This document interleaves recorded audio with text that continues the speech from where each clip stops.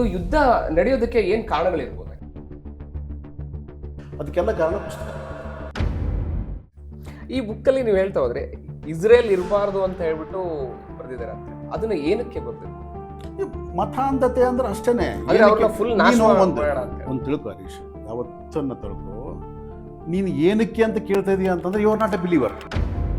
But ಇಡೀ ಪ್ರಪಂಚದಲ್ಲಿ ಇವತ್ತು ಎಲ್ಲ ಪುಸ್ತಕಗಳು ನಡೆಸ್ತಾ ಇದ್ದಾರೆ. ಕ್ರಿಶ್ಚಿಯನ್ಸ್ನ ಯಾವ್ದು ನಡೆಸ್ತಾ ಇದೆ? ಬೈಬಲ್ ನಡೆಸ್ತಾ ಇದೆ. ಇಸ್ರೇಲ್ಗೆ ಒಂದು ಪುಸ್ತಕ ಇದೆ, ಸೊ ಮುಸ್ಲಿಮ್ಸ್ ಒಂದು ಬುಕ್ ಇದೆ. ಬಟ್ ನಮ್ಮ ಒಂದು ಭಾರತದ ಒಂದು ಎಲ್ಲ ಒಂದು ಜಿಯೋಗ್ರಫಿಕಲ್ ಆಗಿ ನೋಡಿಕೊಂಡಾಗ ಇಲ್ಲಿ ಯಾವ್ದು ಪುಸ್ತಕ ಇಲ್ಲ. ಇವಾಗ ಏನಾದರೂ ಇರಾನ್ ಕಾಯ್ತಾ ಇದೆ, ಇವರು ಒಂದು ಅಟ್ಯಾಕ್ ಏನಾದರೂ ಮಾಡಿದ್ರೆ ಮಿಡ್ಲ್ ಈಸ್ಟಿಂದ ಕಂಪ್ಲೀಟ್ ಅರಬ್ ಕಂಟ್ರೀಸ್ ಸ್ಮಾರ್ಟ್ ಮಾಡಬೇಕಾಗ್ಬಿಡುತ್ತೆ. ಇವತ್ತಿನವ್ರು ಇರಾನ್ ಏನು ಅಂದ್ಕೊಂಡಿದ್ರು, ಇರಾನ್ ಏನು ತೂಚ್ ಅಂತ ಇತ್ತು.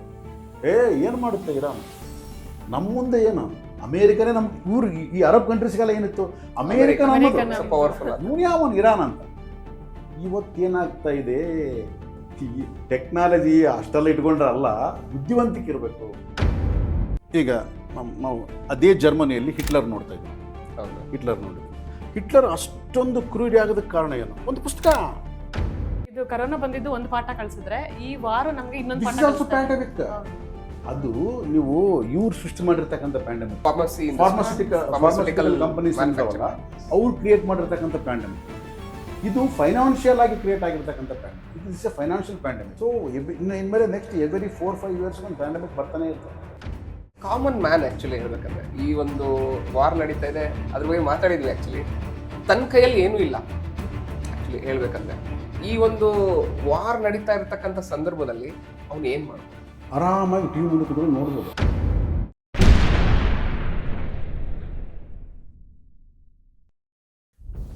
Welcome to KBR musings. So ನಮ್ಮ ಜೊತೆಗೆ ಇವತ್ತಿನ ದಿವಸ KBR ಮ್ಯೂಸಿಂಗ್ಸ್ ಪಾಡ್ಕಾಸ್ಟ್ ಚಾನಲಲ್ಲಿ ಶ್ರೀಯುತ ಭೀಮೇಶ್ ರೆಡ್ಡಿ ಸರ್ ಅವರಿದ್ದಾರೆ. ಸೊ ಹಾಗೆ ಪಾವನ ಅವರಿದ್ದಾರೆ. ಸೊ ಮತ್ತೆ ನಮ್ಮ ಜೊತೆಗೆ ಮಂಜುಳಾ ಅವರು ಕೂಡ ಇದ್ದಾರೆ. ಈ ಒಂದು ಸಂದರ್ಭದಲ್ಲಿ ಒಂದು ಹಾಟ್ ಡಿಸ್ಕಷನ್ ಅಂತಾನೆ ಅನ್ಬೋದು. ಪ್ರತಿಯೊಬ್ಬ ಮನೆಗಳಲ್ಲೂ ಕೂಡ ವಾರ್ ಬಗ್ಗೆ ಮಾತಾಡ್ತಾ ಇರ್ತಾರೆ, ಡಿಸ್ಕಷನ್ ಮಾಡ್ತಾ ಇರ್ತಾರೆ.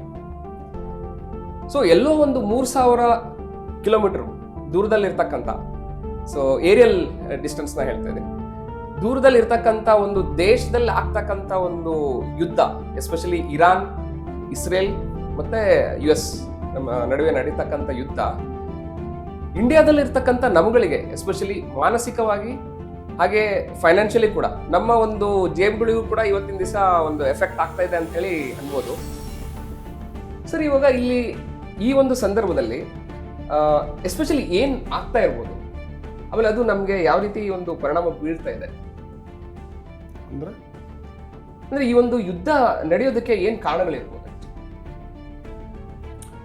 ಮುಖ್ಯವಾಗಿ ಇವತ್ತಿನ ಕಾಲಘಟ್ಟದಲ್ಲಿ ನೋಡಿಕೊಂಡಾಗ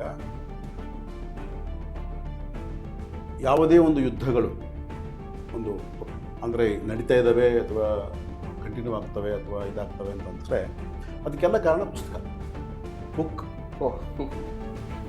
ನಾವು ಅಂದ್ಕೊಳ್ತೀವಿ ಯುದ್ಧ ಅಂತಂದರೆ ಫೈನಾನ್ಷಿಯಲ್ಲು, ಅದು ಇದು ಅಂತ. ಅದೇನು ಅಲ್ಲ. ಒಂದು ಪುಸ್ತಕ, ಯಾರೋ ಬರೆದಂಥ ಒಂದು ಪುಸ್ತಕ ಯಾರ್ಯಾರಿಗೂ ಎಫೆಕ್ಟ್ ಆಗುತ್ತೆ. It's A like butterfly effect ಅಂತ ಕರೀತಾರೆ. ಸಿ, ಕಾರ್ಲ್ ಮಾರ್ಕ್ಸ್ ಅಂತ ಒಬ್ಬ ಸಾಹಿತಿಗಾರ ಒಂದು ಪುಸ್ತಕ ಬರೀತಾರೆ. ಓಕೆ, ಆ ಪುಸ್ತಕ ಅವತ್ತಿನ ಕಾಲಘಟ್ಟದಲ್ಲಿ ಒಂದು ಫ್ಯಾಕ್ಟ್ರಿಯಲ್ಲಿ ಕೆಲಸ ಮಾಡ್ತಕ್ಕಂಥವ್ರು ಎದುರಿಸ್ತಕ್ಕಂಥ ಒಂದು ಪರಿಸ್ಥಿತಿಗಳು, ಅವತ್ತಿರ್ತಕ್ಕಂಥ ಒಂದು ಕ್ರೂರತ್ವ, ಅದರ ಬಗ್ಗೆ ನೋಡ್ಬಿಟ್ಟು ಅಥವಾ ಒಂದು ಪುಸ್ತಕ ಬರೀತಾರೆ ಕಾರ್ಲ್ ಮಾರ್ಕ್ಸ್. ಸೊ ಆ ಪುಸ್ತಕ ಹುಟ್ಟಿದ್ದು ಜರ್ಮನಿಯಲ್ಲಿ. Because Germany is the industrial hub. ಅವಾಗ ಇಂಡಸ್ಟ್ರಿಯಲ್ ಒಂದು ಸ್ಪ್ರೌಟ್ ಅಲ್ಲಿ ಸ್ಟಾರ್ಟ್ ಆಗಿದೆ, ಇಂಡಸ್ಟ್ರಿಯಲ್ ರೆವಲ್ಯೂಷನ್ ಸ್ಟಾರ್ಟ್ ಆಗಿದ್ದು ಅಲ್ಲಿ.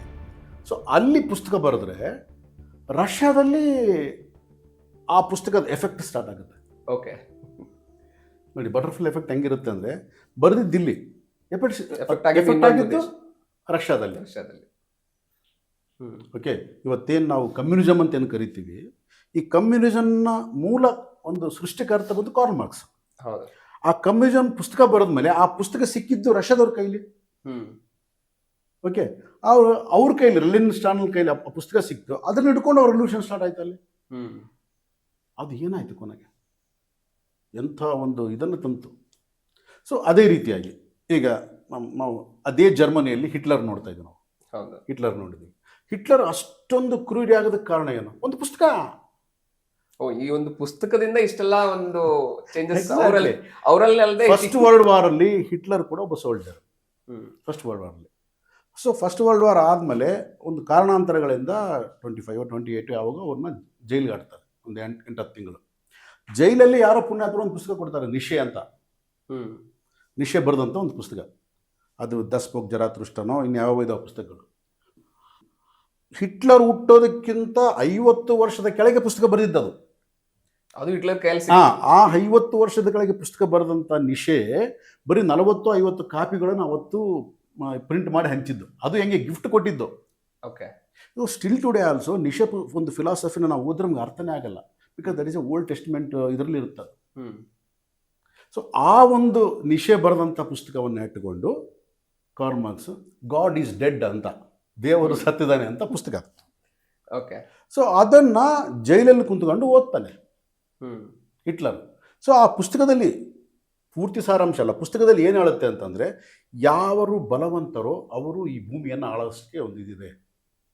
ಆಮೇಲೆ ಯಾರು ಕೈಲಾಗದವರು ಅವ್ರಿಗೆ ಏನಾದರೂ ಫಿಲಾಸಫಿ ಕಟ್ಬೋದು, ಅವ್ರನ್ನ ಯಾವ ರೀತಿ ಬೇಕಾದ್ರೆ ಅವ್ರನ್ನ ಇದು ಮಾಡ್ಬೋದು. ಬಲ ಇದ್ದವನೇ ಈ ಭೂಮಿನ ಆಳ್ತಕ್ಕಂಥದ್ದು ಇದೆ. ಯಾರಲ್ಲಿ ಬಲ ಇರುತ್ತೋ ಅವನೇ ಈ ಭೂಮಿನ ಆಳಬೇಕು ಅಂತ ಇದೆ ಅದರಲ್ಲಿ. ಸೊ ಸಾಕ ಒಂದು ಲೈನ್ ಹಿಡ್ಕೊಂಡ. ಈಗ ನಿಶೆ ಅನ್ನೋ ಒಬ್ಬ ವ್ಯಕ್ತಿ ಇದ್ದಾನೆ, ಆತ ಈ ಥರ ಒಂದು ಫಿಲಾಸಫಿಕಲ್ ಪುಸ್ತಕಗಳು ಬರೆದಿದ್ದಾನೆ ಅಂತ ಇಂಟ್ರೊಡ್ಯೂಸ್ ಮಾಡಿಸಿದ್ದೆವು ಪ್ರಪಂಚಕ್ಕೆ ಹಿಟ್ಲರು. ಹಿಟ್ಲರ್ ಹೇಳೋವರೆಗೂ ಕೂಡ ನಿಶೆ ಅನ್ನೋ ಒಬ್ಬ ಫಿಲಾಸಫರ್ ಇದ್ದಾನೆ ಅಂತ ಪ್ರಪಂಚಕ್ಕೆ ಗೊತ್ತಿಲ್ಲ. ಅವನಿಂದ ಫೇಮಸ್ ಆದ್ರೆ. ಸೊ ಇದರಿಂದ ಏನು ಅರ್ಥ ಆಗುತ್ತೆ. ಅದೇ ರೀತಿಯಾಗಿ ಇವಾಗ ಒಂದು ಪುಸ್ತಕ, ಸೊ ಇಸ್ಲಾಂ ಧರ್ಮಕ್ಕೆ ಸಂಬಂಧಪಟ್ಟಿರ್ತಕ್ಕಂಥ ಪುಸ್ತಕ. ಓಕೆ. ಸೊ ಆ ಪುಸ್ತಕ ಇವತ್ತು ಪ್ರಪಂಚವನ್ನು ಒಂದು ಕಡೆಯಿಂದ ಸುತ್ಕೊಂಡು ಬರ್ತಾ ಇದೆ. ಇವತ್ತು ಆ ಪುಸ್ತಕ ಹಿಡ್ಕೊಂಡೇ ಇರಾನು ಇಸ್ರೇಲ್ ಹೊಡಿಬೇಕಂತ ನೋಡ್ತಾ ಇದೆ. ಆ ಪುಸ್ತಕದಲ್ಲಿ ಹೇಳಿದೆ ಇಸ್ರೇಲ್ ಅನ್ನೋ ಕಂಟ್ರಿ ಇರಬಾರ್ದು ಅಂತಿದೆ ಪುಸ್ತಕದಲ್ಲಿ. ಅದು ಯಾವ ಪುಸ್ತಕ ಇರ್ಬೋದು? ಅದೇ ಕುರಾನಲ್ಲಿದೆ. ಕುರಾನ್ ಇದೆ. ಯಾಕಂದರೆ ಅವ್ರಿಗೆ ಅದು ಪವಿತ್ರ. ಅದು ಯಾಕಂದ್ರೆ ಫಾಲೋ ಯಾರು ಮಾಡ್ತಾರೋ ಅದು ಪವಿತ್ರ. ನೀವು ಯಾವುದೇ ಒಂದು ಪುಸ್ತಕವನ್ನು ನೀವು ಫಾಲೋ ಮಾಡ್ತೀವಿ ಪವಿತ್ರ ಅಂತೀವಿ. ಓಕೆ. ಇವಾಗ ನಿಶೆ ಪುಸ್ತಕ ಹಿಟ್ಲರಿಗೆ ಪವಿತ್ರ, ಕಾರ್ಲ್ ಮಾರ್ಕ್ಸ್ ಬರೆದಂಥ ಪುಸ್ತಕ ಲೆನಿನ್ ಸ್ಟಾಲಿನ್ ಪವಿತ್ರ. ಸೊ ಇದು ಇವ್ರಿಗೆ ಪವಿತ್ರ. ಸೊ ಅದರಲ್ಲಿ ಏನು ಹೇಳಿದೆ ನಾನು ಅದ್ರ ಪ್ರಕಾರ ಫಾಲೋ ಮಾಡ್ತೀನಿ ನೋಡಿ. ಅಂದರೆ ಈ ಪ್ರಪಂಚ ಫಾಲೋಯರ್ ಅನ್ನೋ ಒಂದು ಲೂಪಲ್ಲಿ, ಟ್ರ್ಯಾಪಲ್ಲಿ ಬಿದ್ದುಬಿಟ್ಟಿದೆ. ಎಲ್ಲೆಲ್ಲಿ ಫಾಲೋಯರ್ಸ್ ಇರ್ತಾರೆ ಅಲ್ಲೆಲ್ಲಿ ಪ್ರಪಂಚ ಇವತ್ತು ಈ ಒಂದು ಯುದ್ಧದ ಒಂದು ಸ್ಥಿತಿಯನ್ನು ಒಂದು ಕ್ರಿಯೇಟ್ ಮಾಡ್ತಾ ಇದೆ. ಅಂದರೆ ವೆರಿ ಡೇಂಜರಸ್ ಯಾರು? ಫಾಲೋಯರ್ಸ್. ಸೊ ದಟ್ ನಾಟ್ ಇವಾಗ ಅದೊಂದೇ ಅಲ್ಲ. ಇವಾಗ political followers dangers, okay, god followers danger. ನೀನು ವಾಟ್ ಎವರ್ ನಾನು ಇವತ್ತು ಒಂದು ಯಾವ ಒಂದು ಸ್ವಾಮೀಜಿಗಳಿದ್ದಾರೆ, ಅವ್ರ ಫಾಲೋಯರ್ಸ್ ಡೇಂಜರ್. ಅಂದ್ರೆ ಇಲ್ಲಿ ನಾವು ಫಾಲೋಯರ್ಸ್ ಡೇಂಜರ್ ಅಂತ ಅನ್ನೋದಕ್ಕೆ ಆ ಕಲೆಕ್ಟಿವ್ ಆಗಿರ್ತಕ್ಕಂಥ ಒಂದು ಥಾಟ್, ಆ ಫಾಲೋಯರ್ಸ್ ಥಾಟ್ ಆ ಲೀಡರ್ಗೆ ಅದು ಬಲ ಕೊಡುತ್ತೆ ಅಂತ. ಕಲೆಕ್ಟಿವ್ ಇರೋದಿಲ್ಲ ಅಲ್ಲಿ. ಕಲೆಕ್ಟಿವ್ ಅನ್ನೋದಿಲ್ಲ. ಕಲೆಕ್ಟಿವ್ ಅಂತಂದರೆ ಮತ್ತೆ ನೀನು ಎಲ್ಲ ಒಂದು ವಿಡಂಬನೆ ಮಾಡ್ಕೋಬೇಕಾಗತ್ತೆ. ಎಲ್ಲ ತಿಳ್ಕೊಂಡು ನೀನು ಕಲೆಕ್ಟಿವ್ ಥಾಟ್ ತೊಗೊಂಡು ಅದರಿಂದ ನೀನು ಮತ್ತೆ ನಾನು ಯಾವ ರೀತಿ ಮುಂದುವರಿಬೇಕು, ಅದು ಕಲೆಕ್ಟಿವ್ ಥಾಟ್ ಅಲ್ಲ. ಇದು ಸಿಂಗಲ್ ಥಾಟ್. ಇದು because book is a single thought. ಇವಾಗ first whatever the book, ನೀವು ಒಂದು ಬುಕ್ ಒಂದು ಆಥರ್ ಒಂದು ಪುಸ್ತಕ ಬರೀತಾನೆ ಅಂತಂದು ಅವನು ಯಾವುದೋ ಒಂದು ಪಾಯಿಂಟ್ ಇಟ್ಕೊಂಡು ಅದ್ರ ಸುತ್ತ ಕಥೆಗಳನ್ನು ಅದನ್ನು ಅವ್ನು ಕಟ್ತಾನೆ ಕತೆ. ಅಲ್ಲ, ನಾನು ಇಲ್ಲಿ ಕಲೆಕ್ಟಿವ್ ಥಾಟ್ ಅನ್ನೋದಕ್ಕಿಂತ ಇಲ್ಲಿ ಅವರು ಇನ್ಫ್ಲುಯೆನ್ಸ್ ಆಗ್ಬಿಟ್ಟು ಆ ಒಂದು ಬುಕ್ಕಿಂದ ಇನ್ಫ್ಲುಯೆನ್ಸ್ ಆಗಿ ಅಲ್ಲಿ ಅವರಿಗೆ ಎಲ್ಲರೂ ಒಂದು ಗುಂಪು ಅಂತ ಅನ್ಬೋದು, ಆ ಗುಂಪು ಎಲ್ಲರೂ ಬಲ ಕೊಡ್ತಾ ಇದಾರ ಆ ಒಬ್ಬ ಡಿಸಿಷನ್ ಮೇಕರಿಗೆ ಅಂತ. ಅವ್ರು ಬಲ ಕೊಡುತ್ತಾ ಅದು ಪಕ್ಕಕ್ಕಿಡು. ಫಸ್ಟು ಇಲ್ಲಿ ಏನಾಗ್ತಾ ಇದೆ, ನಾನು ಫಾಲೋಯರ್ ಅಂತ ಏನು ಹೇಳ್ತಾ ಇದ್ದೇನೆ ಅಂದರೆ, ಫಸ್ಟ್ ಫಾಲೋಯರ್ ನಂಬ್ತಾನೆ. Follower become a believer. Okay, ಅವನು ನಂಬ್ತಾ ಇದ್ದಾನೆ. ಏನನ್ನ ನಂಬ್ತೀಯೋ ನೀವು ಅದನ್ನೇ ಮಾಡ್ತೀಯ. ಹೌದು. ಓಕೆ, ಈ ಪ್ರಪಂಚ ಏನಾಗ್ತಾ ಇದೆ, ನಂಬಿಕೆಯಲ್ಲಿ ಹೋಗ್ತಾ ಇದೆ. ಅಂದರೆ ಒಂದು ನಂಬಿಕೊಂಡಿರ್ತಾನೆ, ಅದನ್ನು ಪ್ರೂವ್ ಮಾಡಕ್ಕೆ ಹೋಗ್ತಾನೆ ಕರೆಕ್ಟ್ ಅಂತ. ಓಕೆ. ಸೊ ಬಟ್ ಇಡೀ ಪ್ರಪಂಚದಲ್ಲಿ ಇವತ್ತು ಎಲ್ಲ ಪುಸ್ತಕಗಳು ನಡೆಸ್ತಾ ಇದ್ದಾವೆ. ಕ್ರಿಶ್ಚಿಯನ್ಸ್ನ ಯಾವ್ದು ನಡೆಸ್ತಾ ಇದೆ? ಬೈಬಲ್ ನಡೆಸ್ತಾ ಇದೆ. ಇಸ್ರೇಲ್ಗೆ ಒಂದು ಪುಸ್ತಕ ಇದೆ, ಓಕೆ, ನನಗೆ ಜ್ಞಾಪಕ ಬರ್ತಾ ಇಲ್ಲ. ಸೊ ಮುಸ್ಲಿಮ್ಸ್ಗೊಂದು ಬುಕ್ ಇದೆ. ಬಟ್ ನಮ್ಮ ಒಂದು ಭಾರತದ ಒಂದು ಎಲ್ಲ ಒಂದು ಜಿಯೋಗ್ರಫಿಕಲ್ ಆಗಿ ನೋಡಿಕೊಂಡಾಗ ಇಲ್ಲಿ ಯಾವುದು ಪುಸ್ತಕ ಇಲ್ಲ. ಅದಕ್ಕೆ ನಮ್ಮಲ್ಲಿ ನಂಬಿಕೆ ಇಲ್ಲ. ಯಾರು ನಂಬಿಕೊಂಡು ಹೋಗ್ತಾ ಇದ್ದಾರೆ ಅವ್ರು ಹಾಳಾಗ್ತಿದ್ದಾರೆ. ಹೌದು. ಓಕೆ, ಸನಾತನ ಪದ್ಧತಿ ನಂಬಬೇಡ ಅಂತ ಹೇಳುತ್ತೆ. ಯಾವುದನ್ನು ನಂಬಬೇಡ ಅಂತ ಹೇಳೋದು ಸನಾತನ ಪದ್ಧತಿ. ಇಲ್ಲ ನೀನು ಭಗವದ್ಗೀತೆ ನಂಬು, ಮುಗಿದ ಕತೆ, ಅವನೇನೋ ಮಾಡ್ತದೆ ನನ್ನ. ಯಾಕಂದರೆ ಭಗವದ್ಗೀತಾ ಇಟ್ ಸೆಲ್ಫ್ ಒಡೆಯನ್ ಅಂತ ಹೇಳ್ತಾ ಇದ್ದಾನೆ ಕೃಷ್ಣ. 700 ಶ್ಲೋಕ ಹೇಳಿ ನೋಡಪ್ಪ, ನಾನು ಹೇಳೋದು ಹೇಳಿದ್ದೀನಿ, ನಿನಗೆ ಯಾವುದು ಇಷ್ಟನೋ ನೀನು ಅದನ್ನು ಸ್ವೀಕಾರ ಮಾಡು, ಅದನ್ನು ನೀನು ಫಾಲೋ ಮಾಡು. ನನ್ನನ್ನು ನೀನು ಮತ್ತೆ ಇದು ಹೇಳಿದಿನಲ್ಲ ಅಂತ ನನ್ನ ಫಾಲೋ ಮಾಡೋಕೆ ಹೋಗಬೇಡ ನೀನು. ಯಥೇಚ್ಛಸಿ ತಥಾ ಕುರು, ನಿನ್ನ ಇಚ್ಛೆಯಂತೆ ನೀನು ನಡಿ ಅಂತ ಹೇಳ್ತಾನೆ ಕೃಷ್ಣ. ಅಂದರೆ ಅಲ್ಲೂ ಕೂಡ ನಿನಗೊಂದು ಕಂಡೀಷನ್ ಇಲ್ಲ. ಓಕೆ, ನಿನಗೆ ಭಗವದ್ಗೀತೆ ಪರ್ಫೆಕ್ಟ್ ಇದು ಹಿಡ್ಕೋ ಅಂತ ಮುಗಿತು ಕತೆ ನಂದು. ಸೊ ಇವತ್ತಿನ ಯುದ್ಧ ಅಂತ ಬಂದಾಗ ನೋಡಿದಾಗ ನಾವು ಅದನ್ನು ಒಂದು ಬರ್ಡ್ ವ್ಯೂವಲ್ಲಿ ನೋಡಬೇಕಾಗುತ್ತೆ. ಯಾಕಂದರೆ ಒಂದು ಬರ್ಡ್ ವ್ಯೂವಲ್ಲಿ ನೋಡಿದಾಗ ಏನಾಗುತ್ತೆ, ನಮಗೆ ಟೋಟಲ್ ಪ್ರಾಸ್ಪೆಕ್ಟಿವ್ ಗೊತ್ತಾಗುತ್ತೆ ನಮಗೆ. ನಾವು ಯಾವುದೋ ಒಂದು ಇರಾನ್ ರಾಂಗೋ ಅಥವಾ ಇಸ್ರೇಲ್ ರಾಂಗೋ ಅಥವಾ US ರಾಂಗೋ ಇನ್ನೊಂದು ರಾಂಗೋ ಅಂತ ಒಂದು ಡಿಕ್ಲೇರ್ ಒಂದು ನಾವು ಒಂದು ಮೈಂಡಲ್ಲಿ ಒಂದು ಬಂದುಬಿಟ್ರೆ ನಮಗೆ ಮುಗಿದೋಯ್ತು. ನಾವು ಆ ಒಂದು ಪರ್ಸ್ಪೆಕ್ಟಿವಿಂದ ನೋಡ್ತೀವಿ ನಾವು. ಈಗ ಇಲ್ಲಿ ಕೆಲವರು ಮತಾಂಧರು ಇರ್ತಾರೆ, ಅವರು ಇರಾನ್ ಇಟ್ಕೊಂಡು ಇರಾನ್ ಕರೆಕ್ಟು ಅಂತಂದು ಹೇಳ್ಬಿಟ್ಟು ಆ ಪರ್ಸ್ಪೆಕ್ಟಿವಿಂದ ನೋಡ್ತಾರೆ. ಆಗ ವಿಲನ್ಸ್ ಕಾಣ್ತಾರೆ ಎಲ್ಲ ಕಡೆ, ಅವ್ರು ವಿಲನ್ ಆಗಿ ಕಾಣ್ತಾರೆ, ಬೇರೆಯವರು ವಿಲನ್ ಆಗಿ ಕಾಣ್ತಾರೆ. ಇಲ್ಲ ಇಸ್ರೇಲ್ ಕರೆಕ್ಟು ಅಂತ ಒಂದು ಪರ್ಸ್ಪೆಕ್ಟಿವ್ ನೋಡಿದ್ರೆ ಇವ್ರು ವಿಲನ್ ಆಗಿ ಕಾಣ್ತಾರೆ. ಇಸ್ರೇಲು ಇಲ್ಲ ಅದು ಇಲ್ಲ ಅಮೇರಿಕನ್ ಪರ್ಸ್ಪೆಕ್ಟಿವ್ ನೋಡಿದ್ರೆ ಎಲ್ಲರೂ ವಿಲನ್, ಆ ಥರ. ಸೊ ಒಂದು ಪರ್ಸ್ಪೆಕ್ಟಿವ್ ಅಂತ ಇರಬಾರ್ದು, ಬರ್ಡ್ ವ್ಯೂ ಅಂತಿದ್ದಾಗ ಏನಾಗುತ್ತೆ, ಟೋಟಲ್ ಆ ಒಂದು ಹೈಟಲ್ಲಿಂದ ನೀನು ನೋಡಿದಾಗ ನಿನಗೆ ಏನೇನೆಲ್ಲ ಗೊತ್ತಾಗುತ್ತೆ ನಿನಗೆ. ಸೊ ಈ ಒಂದು ವಾರ್ಗೆ ಒಂದು ಮುಖ್ಯ ಕಾರಣ ಏನಪ್ಪ ಅಂದ್ರೆ ಬುಕ್. ಈ ಬುಕ್ಕಲ್ಲಿ ನೀವು ಹೇಳ್ತಾ ಹೋದ್ರೆ ಇಸ್ರೇಲ್ ಇರಬಾರ್ದು ಅಂತ ಹೇಳ್ಬಿಟ್ಟು ಬರೆದಿದ್ದಾರೆ ಅಂತ ಹೇಳ್ಬಿಟ್ಟು, ಅದನ್ನ ಏನಕ್ಕೆ ಬರ್ದಿರ್ಬೋದು? ಮತಾಂಧತೆ ಅಂದ್ರೆ ಅಷ್ಟೇನೆ. ಒಂದು ತಿಳ್ಕೊ ಹರೀಶ್, ಯಾವತ್ತನ್ನ ತಿಳ್ಕೊ, ನೀನು ಏನಕ್ಕೆ ಅಂತ ಕೇಳ್ತಾ ಇದೀಯ ಅಂತಂದ್ರೆ you are not a believer. Okay, ನಿನಗೆ ಪ್ರಶ್ನೆ ಮಾಡೋಷ್ಟು ಅರ್ಹತೆ ಇಲ್ಲ ಅಲ್ಲಿ. ಪ್ರಶ್ನೆ ಮಾಡಬಾರ್ದು ಅಂತಾನೆ ಹೇಳ್ತಾ ಇದ್ದೀವಿ. ಓಕೆ, ಇದು ದೇವರಿಂದ ಬಂದಿರತಕ್ಕಂಥ ವಾಕ್ಯಗಳು. ಇವುಗಳನ್ನ ಯಾರು ಪ್ರಶ್ನೆ ಮಾಡ್ತಾನೆ ಅವನು ಕಾಫಿರು. ಇವನ್ನ ಯಾರು ಪ್ರಶ್ನೆ ಮಾಡ್ತಾನೆ ಅವನು ಹರಾಮಿ. ಅವನ್ನ ಸಂಹಾರ ಮಾಡ್ಬೇಕಷ್ಟೇ. ಒಂದು ವೇಳೆ ಇದನ್ನು ಏನಾದರೂ ಪ್ರಶ್ನೆ ಮಾಡಿದ್ರೆ ನನ್ನ ಸಂಹಾರ. ಓಕೆ, ಸೊ ಹಾಗಾಗಿದ್ದಾಗ ನೀನು ಪ್ರಶ್ನೆ ಮಾಡೋಕೆ ಎಲ್ಲಿರುತ್ತೆ ನಿನಗೆ? ಜಸ್ಟ್ ಫಾಲೋ ಮಾಡ್ಬೇಕು ನೀನು ಅಷ್ಟೇ. ಅವರೇ ದೇವರ. ಅದಕ್ಕೆ ಪುಸ್ತಕ ನಾನು ನೀನು ಪ್ರಶ್ನೆ ಮಾಡೋಂಗಿಲ್ಲ. ಬರ್ದಿದ್ದ ಪುಸ್ತಕದಲ್ಲಿ ಹೌದು ಇರಬಾರ್ದು, ಅದು ಯಾಕೆ ಬರೆದ್ರು ನೀನು ಯಾರು ಕೇಳಕ್ಕೆ? ನೀನು ಹೋಗ್ತೀಯ ಅಷ್ಟೇ. ಕೇಳಿದ್ರೆ ನಾನಿರಲ್ಲ, ನೀನಿರಲ್ಲ, ನೀನು ಕೇಳೋಕ್ಕೆ ಹಕ್ಕಿಲ್ಲ ನಿನಗೆ. ಅದರಲ್ಲಿದೆ, ನೀನು ಫಾಲೋ ಮಾಡಷ್ಟೇ, ದಟ್ಸ್ ಇಟ್. ಈ ಒಂದು ಪುಸ್ತಕದಿಂದನೇ ಇಷ್ಟೆಲ್ಲ ನಡೀತಾ ಇದೆ ಅಂತ ಹೇಳಿ ಅದು ಬರ್ಡ್ ವಿಲ್ ನೋಡು. ಇವಾಗ ಇರಾನ್ಗೆ ಇಸ್ರೇಲ್ ಮೇಲೆ ಯಾಕೆ ದ್ವೇಷ? ಬಿಫೋರು 1979ವರೆಗೆ ಇಸ್ರೇಲ್ ಆ್ಯಂಡ್ ಇರಾನ್ ಫ್ರೆಂಡ್ಸು. ಇಸ್ರೇಲಿಂದ ಇರಾನಿಗೆ ಬರ್ತಾ ಇದ್ರು ಹಾಲಿಡೇಸ್ಗೆ. ಇರಾನ್ನಲ್ಲಿ ಹಾಲಿಡೇಸ್ನೆಲ್ಲ ಮುಗಿಸ್ಕೊಂಡು ಇಸ್ರೇಲ್ಗೆ ಹೋಗ್ತಾ ಇದ್ರು. 1979ನಲ್ಲಿ ಒಬ್ಬ ಮತಾಂಧ ಅಂಬೋನು ಒಬ್ಬನು ಬರ್ತಾನೆ ಅಲ್ಲಿಗೆ. ಓಕೆ, ಅದನ್ನು ಕ್ಯಾಪ್ಚರ್ ಮಾಡ್ತಾನೆ. ಅವ್ರಿಗೆ ಏನೇನೋ ಹೇಳ್ಬಿಟ್ಟು ಕ್ಯಾಪ್ಚರ್ ಮಾಡ್ತಾನೆ. ಅದ್ರ ಹಿಂದೆ ಬೇರೆ ಕಾರಣ, ಅದ್ರ ಮಾತಾಡ್ತಾ ಭಾಳ ಆಗುತ್ತೆ. ಸೊ ಅಲ್ಲಿ ಹಿಂದೆ ಇರ್ತಕ್ಕಂಥ ಇರಾನ್ ಜನಗಳು ಯಾವ ರೀತಿ ಎಲ್ಲ ಫ್ರೀ ಇತ್ತು, ಆರಾಮಾಗಿ. ಮಾಮೂಲಾಗಿ ಒಂದು ವೆಸ್ಟರ್ನ್ ಕಂಟ್ರಿ ಹೆಂಗಿರುತ್ತೆ ಹಂಗೆ ಆರಾಮಾಗಿತ್ತು ಅಲ್ಲಿ. ಅಲ್ಲಿ ಆಲ್ಮೋಸ್ಟ್ 90% ಆಫ್ ದ ಪೀಪಲ್ ಅವ್ರು ಯಾರೂ ಇದನ್ನು ಫಾಲೋ ಮಾಡ್ತಾ ಇರಲಿಲ್ಲ. ಅವ್ರು ಹ್ಯಾಪಿಯಾಗಿದ್ದರು ಅವರು.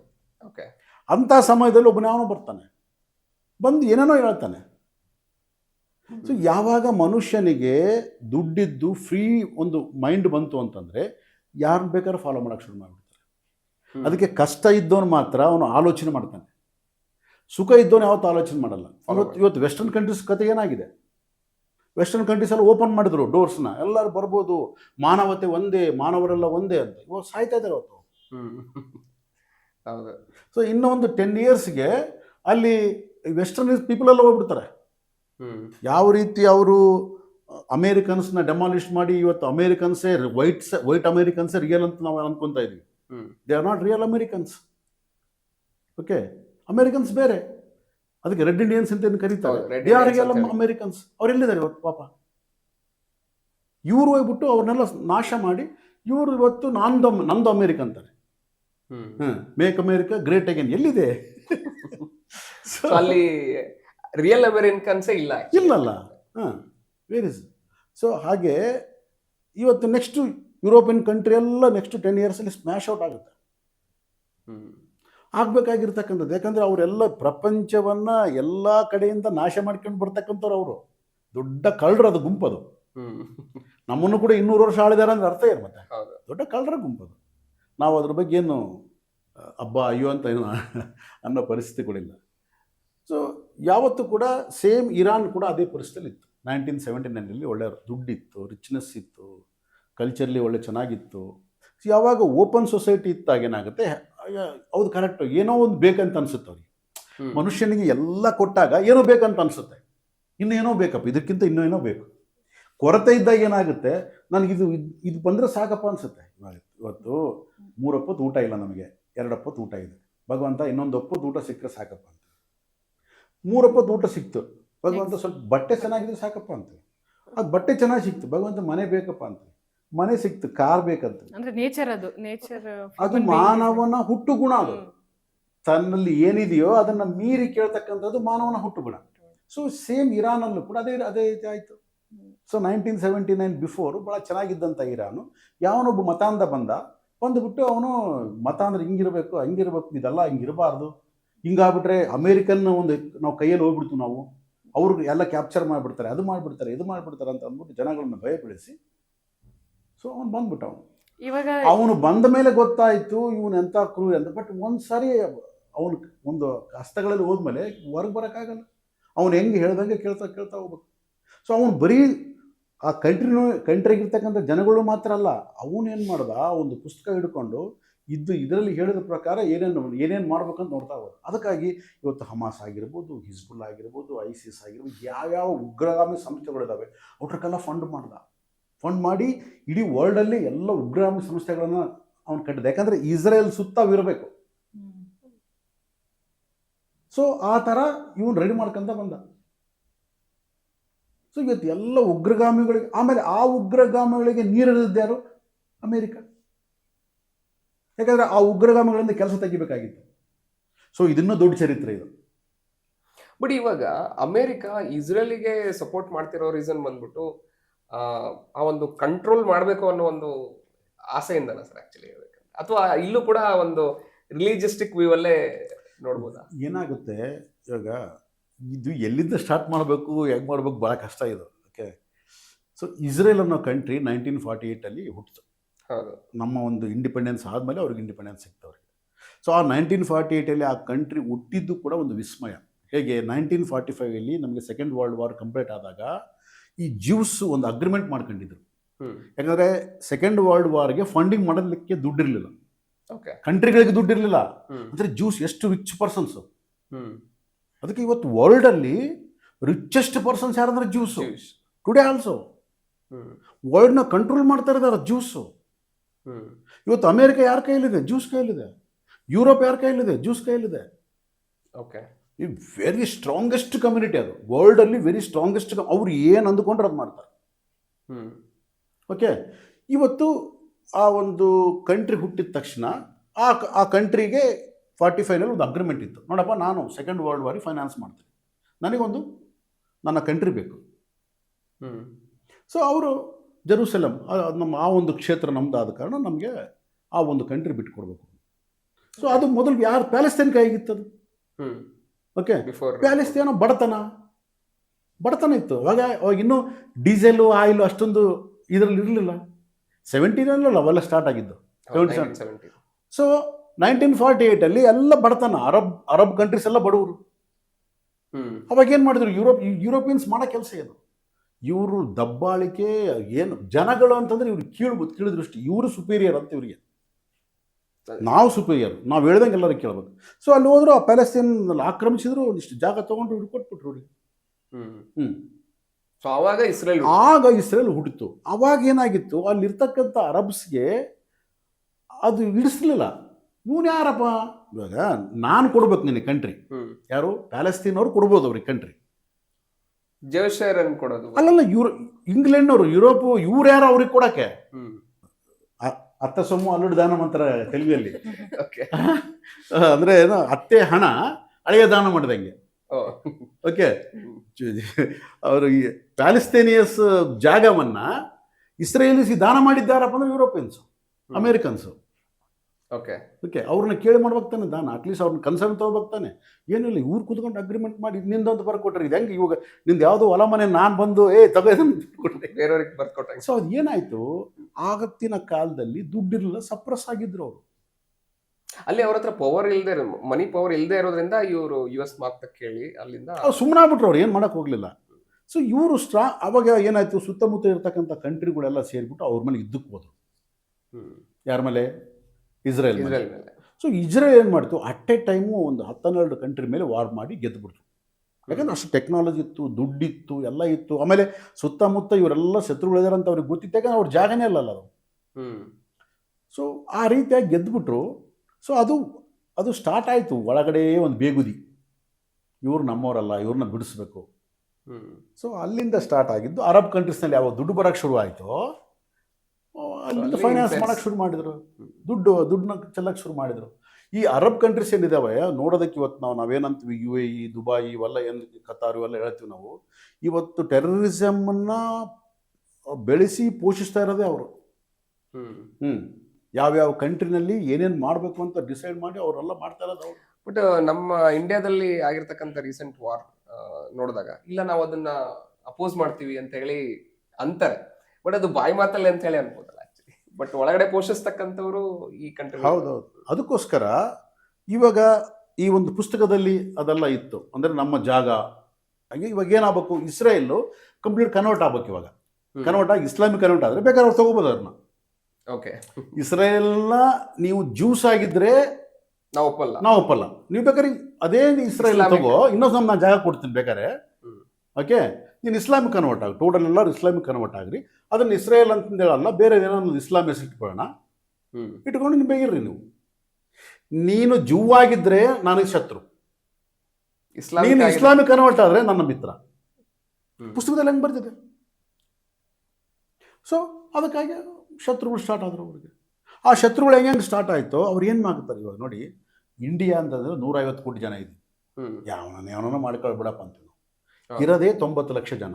ಆ 90 ಲಕ್ಷದಲ್ಲಿ ಅದರಲ್ಲೂ ಕೂಡ ಮುಸ್ಲಿಮ್ಸ್ ಇದ್ದಾರೆ, ಕ್ರಿಶ್ಚಿಯನ್ಸ್ ಇದ್ದಾರೆ. ಅದನ್ನೆಲ್ಲ ಬಿಟ್ಟರೆ ಒಂದು 50-60 ಲಕ್ಷ ಜನ ಮಾತ್ರ ಜ್ಯೂಸ್ ಇರೋದು. ಮತ್ತು 50-60 ಲಕ್ಷ ಜನಕ್ಕೆ ಸಿಕ್ಕಿರ್ತಕ್ಕಂಥ ಅಪಾರ್ಚುನಿಟಿ ಅವ್ರ ದೇಶ. ಅವ್ರಿಗೆ ಹೇಳಿಕೊಳ್ಳೋಕೆ ಒಂದು ದೇಶ ಇಲ್ಲ ಅವ್ರಿಗೆ. ಮತ್ತು ಆ ಅಪಾರ್ಚುನಿಟಿನ ಅವ್ರೇನು ಕಳ್ಕೊಳ್ಳೋಕೆ ಇಷ್ಟಪಡ್ತಾರೆ. ಸೊ ಅವ್ರನ್ನ ಪ್ರೊಟೆಕ್ಟ್ ಮಾಡ್ಕೊಳ್ಬೇಕು ತಾನೆ. ಹೌದಾ? ಇವಾಗ ನಿನ್ನ ಪ್ರೊಟೆಕ್ಟ್ ಮಾಡ್ಕೊಳ್ಳೋದು ಧರ್ಮ. ಅದು ಹೌದು. ನಿನ್ನನ್ನು ಸಾಯಿಸ್ಬೇಕಂತ ಬಂದವ್ರನ್ನ ನೀನು ಮೊದಲೇ ಸಾಯಿಸೋದು ಧರ್ಮ ಅದು. ಆಯಿತಾ? ಸೊ ಬಿಫೋರ್ ಏನು ಮಾಡ್ತಾಯಿದ್ರು, ಇಸ್ರೇಲಿಯನ್ಸ್ ಎಲ್ಲರ ಹತ್ರ ಫ್ರೆಂಡ್ಶಿಪ್ ಆಗಿ ಇದ್ದರು, ಎಲ್ಲರಿಗೂ ಸಪೋರ್ಟ್ ಮಾಡ್ತಾಯಿದ್ರು, ಟೆಕ್ನಾಲಜಿ ಇದು ಮಾಡ್ತಾಯಿದ್ರು, ಏನಾದ್ರು ಹೆಲ್ಪ್ ಮಾಡ್ತಾಯಿದ್ರು. ಬಟ್ ಇವ್ರು ಎಷ್ಟೇ ಇದ್ದರೂ ಕೂಡ ಯಾವಾಗ ಅರಬ್ ಕಂಟ್ರೀಸಲ್ಲಿ ದುಡ್ಡು ಬಂತು, ಇದೆಲ್ಲ ಆಯಿಲಿಂದ ದುಡ್ಡು ಬರೋಕ್ಕೆ ಶುರುವಾಯಿತು, ಇರಾನು ಇವೆಲ್ಲ ದುಡ್ಡು ಬರೋಕ್ಕೆ ಶುರುವಾಯಿತು, ಅಪೋಸಿಷನ್ ಆಟೋಮೆಟಿಕ್ ಆಗಿ ಅದನ್ನು ವ್ಯಾನಿಷ್ ಮಾಡಬೇಕು ಅನ್ನೋ ಒಂದು ಮೆಂಟಾಲಿಟಿ ಹುಟ್ಟಿತು. ಇದಕ್ಕೆ ಕಾರಣ ಏನು? ಪುಸ್ತಕ.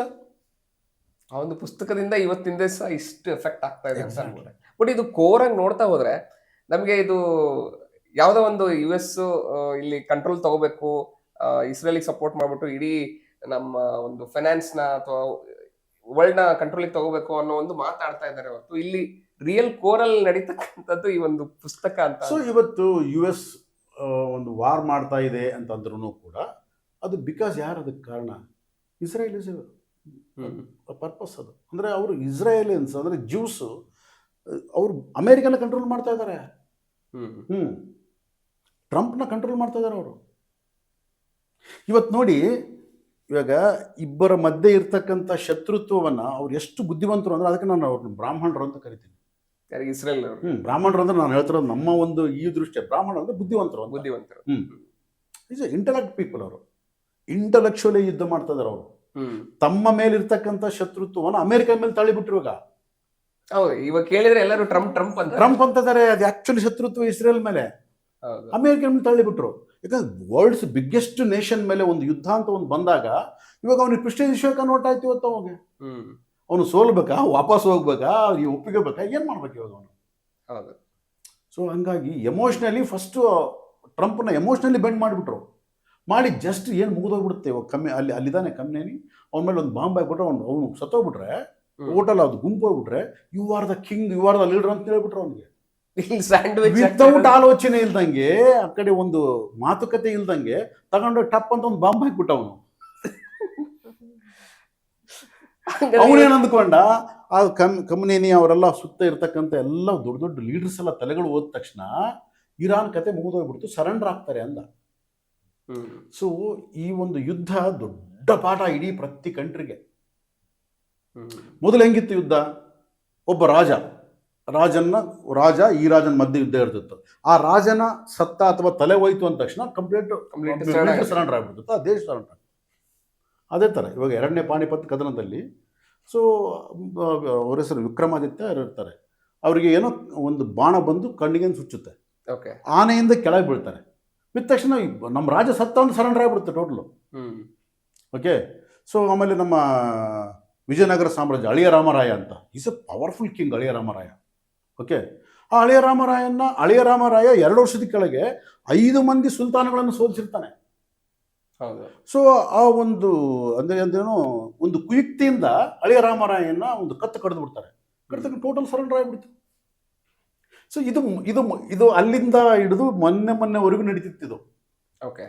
ಈಗ ಇರಾನ್ ನಮಗೆ ಒಂದು ಹೊಸ ಪಾಠ ಏನು ಕಲಿಸ್ತು ಅಂತಂದ್ರೆ, ರಾಜ ಸತ್ರುನು ಅದು ಏನೇ ಸತ್ರುನು ಯುದ್ಧ ಕಂಟಿನ್ಯೂ ಆಗ್ತಾ ಇದೆ ಅಂತ ಕಲಿಸ್ತಾ ಇದೀವೋ ನಮಗೆ.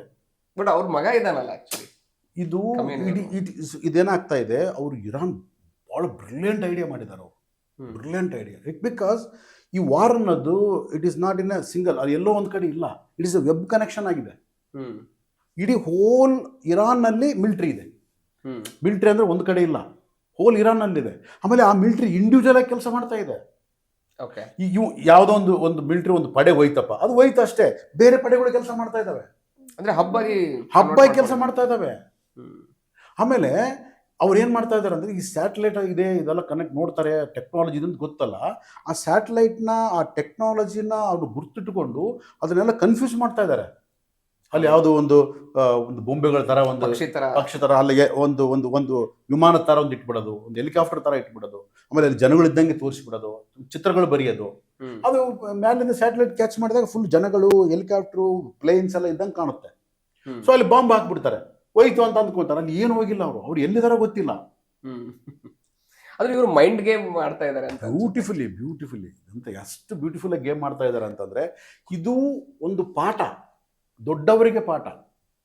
ಇವತ್ತು ಅಮೇರಿಕ ಏನಂದ್ಕೊಳ್ತು, ನನ್ನ ಹತ್ರ B2 ಬಾಂಬರ್ಸ್ ಇದೆ, ನನ್ನ ಹತ್ರ ಒಳ್ಳೊಳ್ಳೆ ಏರ್ಕ್ರಾಫ್ಟ್ಸ್ ಇದೆ, ಆಮೇಲೆ ಶಿಪ್ಸ್ ಇದೆ, ಮಿಸೈಲ್ಸ್ ಇದೆ, ಅದಿದೆ, ನಾನು ವರ್ಲ್ಡ್ ಹೆಂಗನ ಕಂಟ್ರೋಲ್ ಮಾಡ್ಬೋದು ಅಂತ.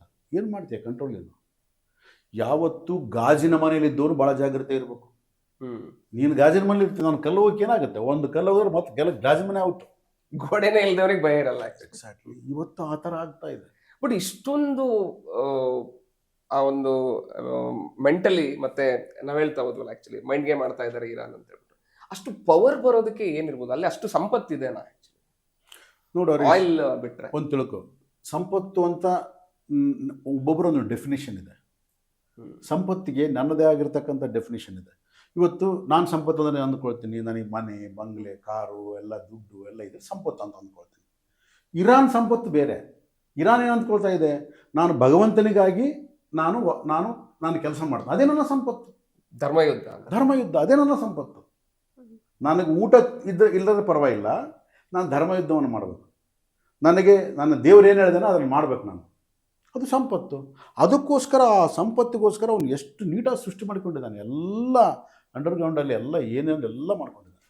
ಟೋಟಲಿ ಮಿಲ್ಟ್ರಿ ಅಂಡರ್ಗ್ರೌಂಡಲ್ಲಿದೆ ಇವತ್ತು. ಅಷ್ಟು ಟೆಕ್ನಾಲಜಿನೂ ಕೂಡ, ಅಷ್ಟು ಟೆಕ್ನಾಲಜಿ ಡೆವಲಪ್ ಮಾಡ್ಕೊಂಡಿದ್ದಾನೆ. ಆಮೇಲೆ ಇವತ್ತು ಅಣುಬಾಂಬು ಕೂಡ ಅವನ ಹತ್ರ ಇದೆ ಅಂತ ಹೇಳ್ತಾರೆ.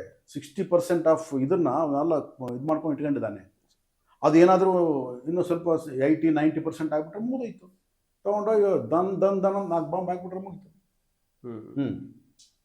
ಇವತ್ತು ಈ ಅರಬ್ ಕಂಟ್ರೀಸು ಎಲ್ಲ ಏನು ಅಂದ್ಕೊಂಡಿದ್ವು, ನಮಗೆ ದುಡ್ಡಿದ್ಬಿಟ್ರೆ ನಾವು ಮಿಲಿಟ್ರಿನ ಪರ್ಚೇಸ್ ಮಾಡಿಬಿಡ್ಬೋದು, ನಮ್ಮ ಹತ್ರ ಇಟ್ಕೊಂಡ್ಬಿಡ್ಬೋದು, ನಾವು ಏನು ಬೇಕಾದ್ರೆ ಮಾಡ್ಬೋದು ಅಂತ. ಇವತ್ತು ಗೊತ್ತಾಗ್ತಾ ಇದೆ, ದುಡ್ಡಿದ್ರೆ ಮಾತ್ರ ಉಪಯೋಗ ಇಲ್ಲ, ದೇಶ ಅಂತ ಒಂದು ಇರ್ಬೇಕು. ನನಗೆ ನನ್ನ ದೇಶ ಅನ್ನೋ ಒಂದು ಎಮೋಷನ್ ಇದ್ದಾಗ ಅಲ್ಲೊಂದು ಮಿಲಿಟ್ರಿ ಕಟ್ತೀವಿ ನಾವು.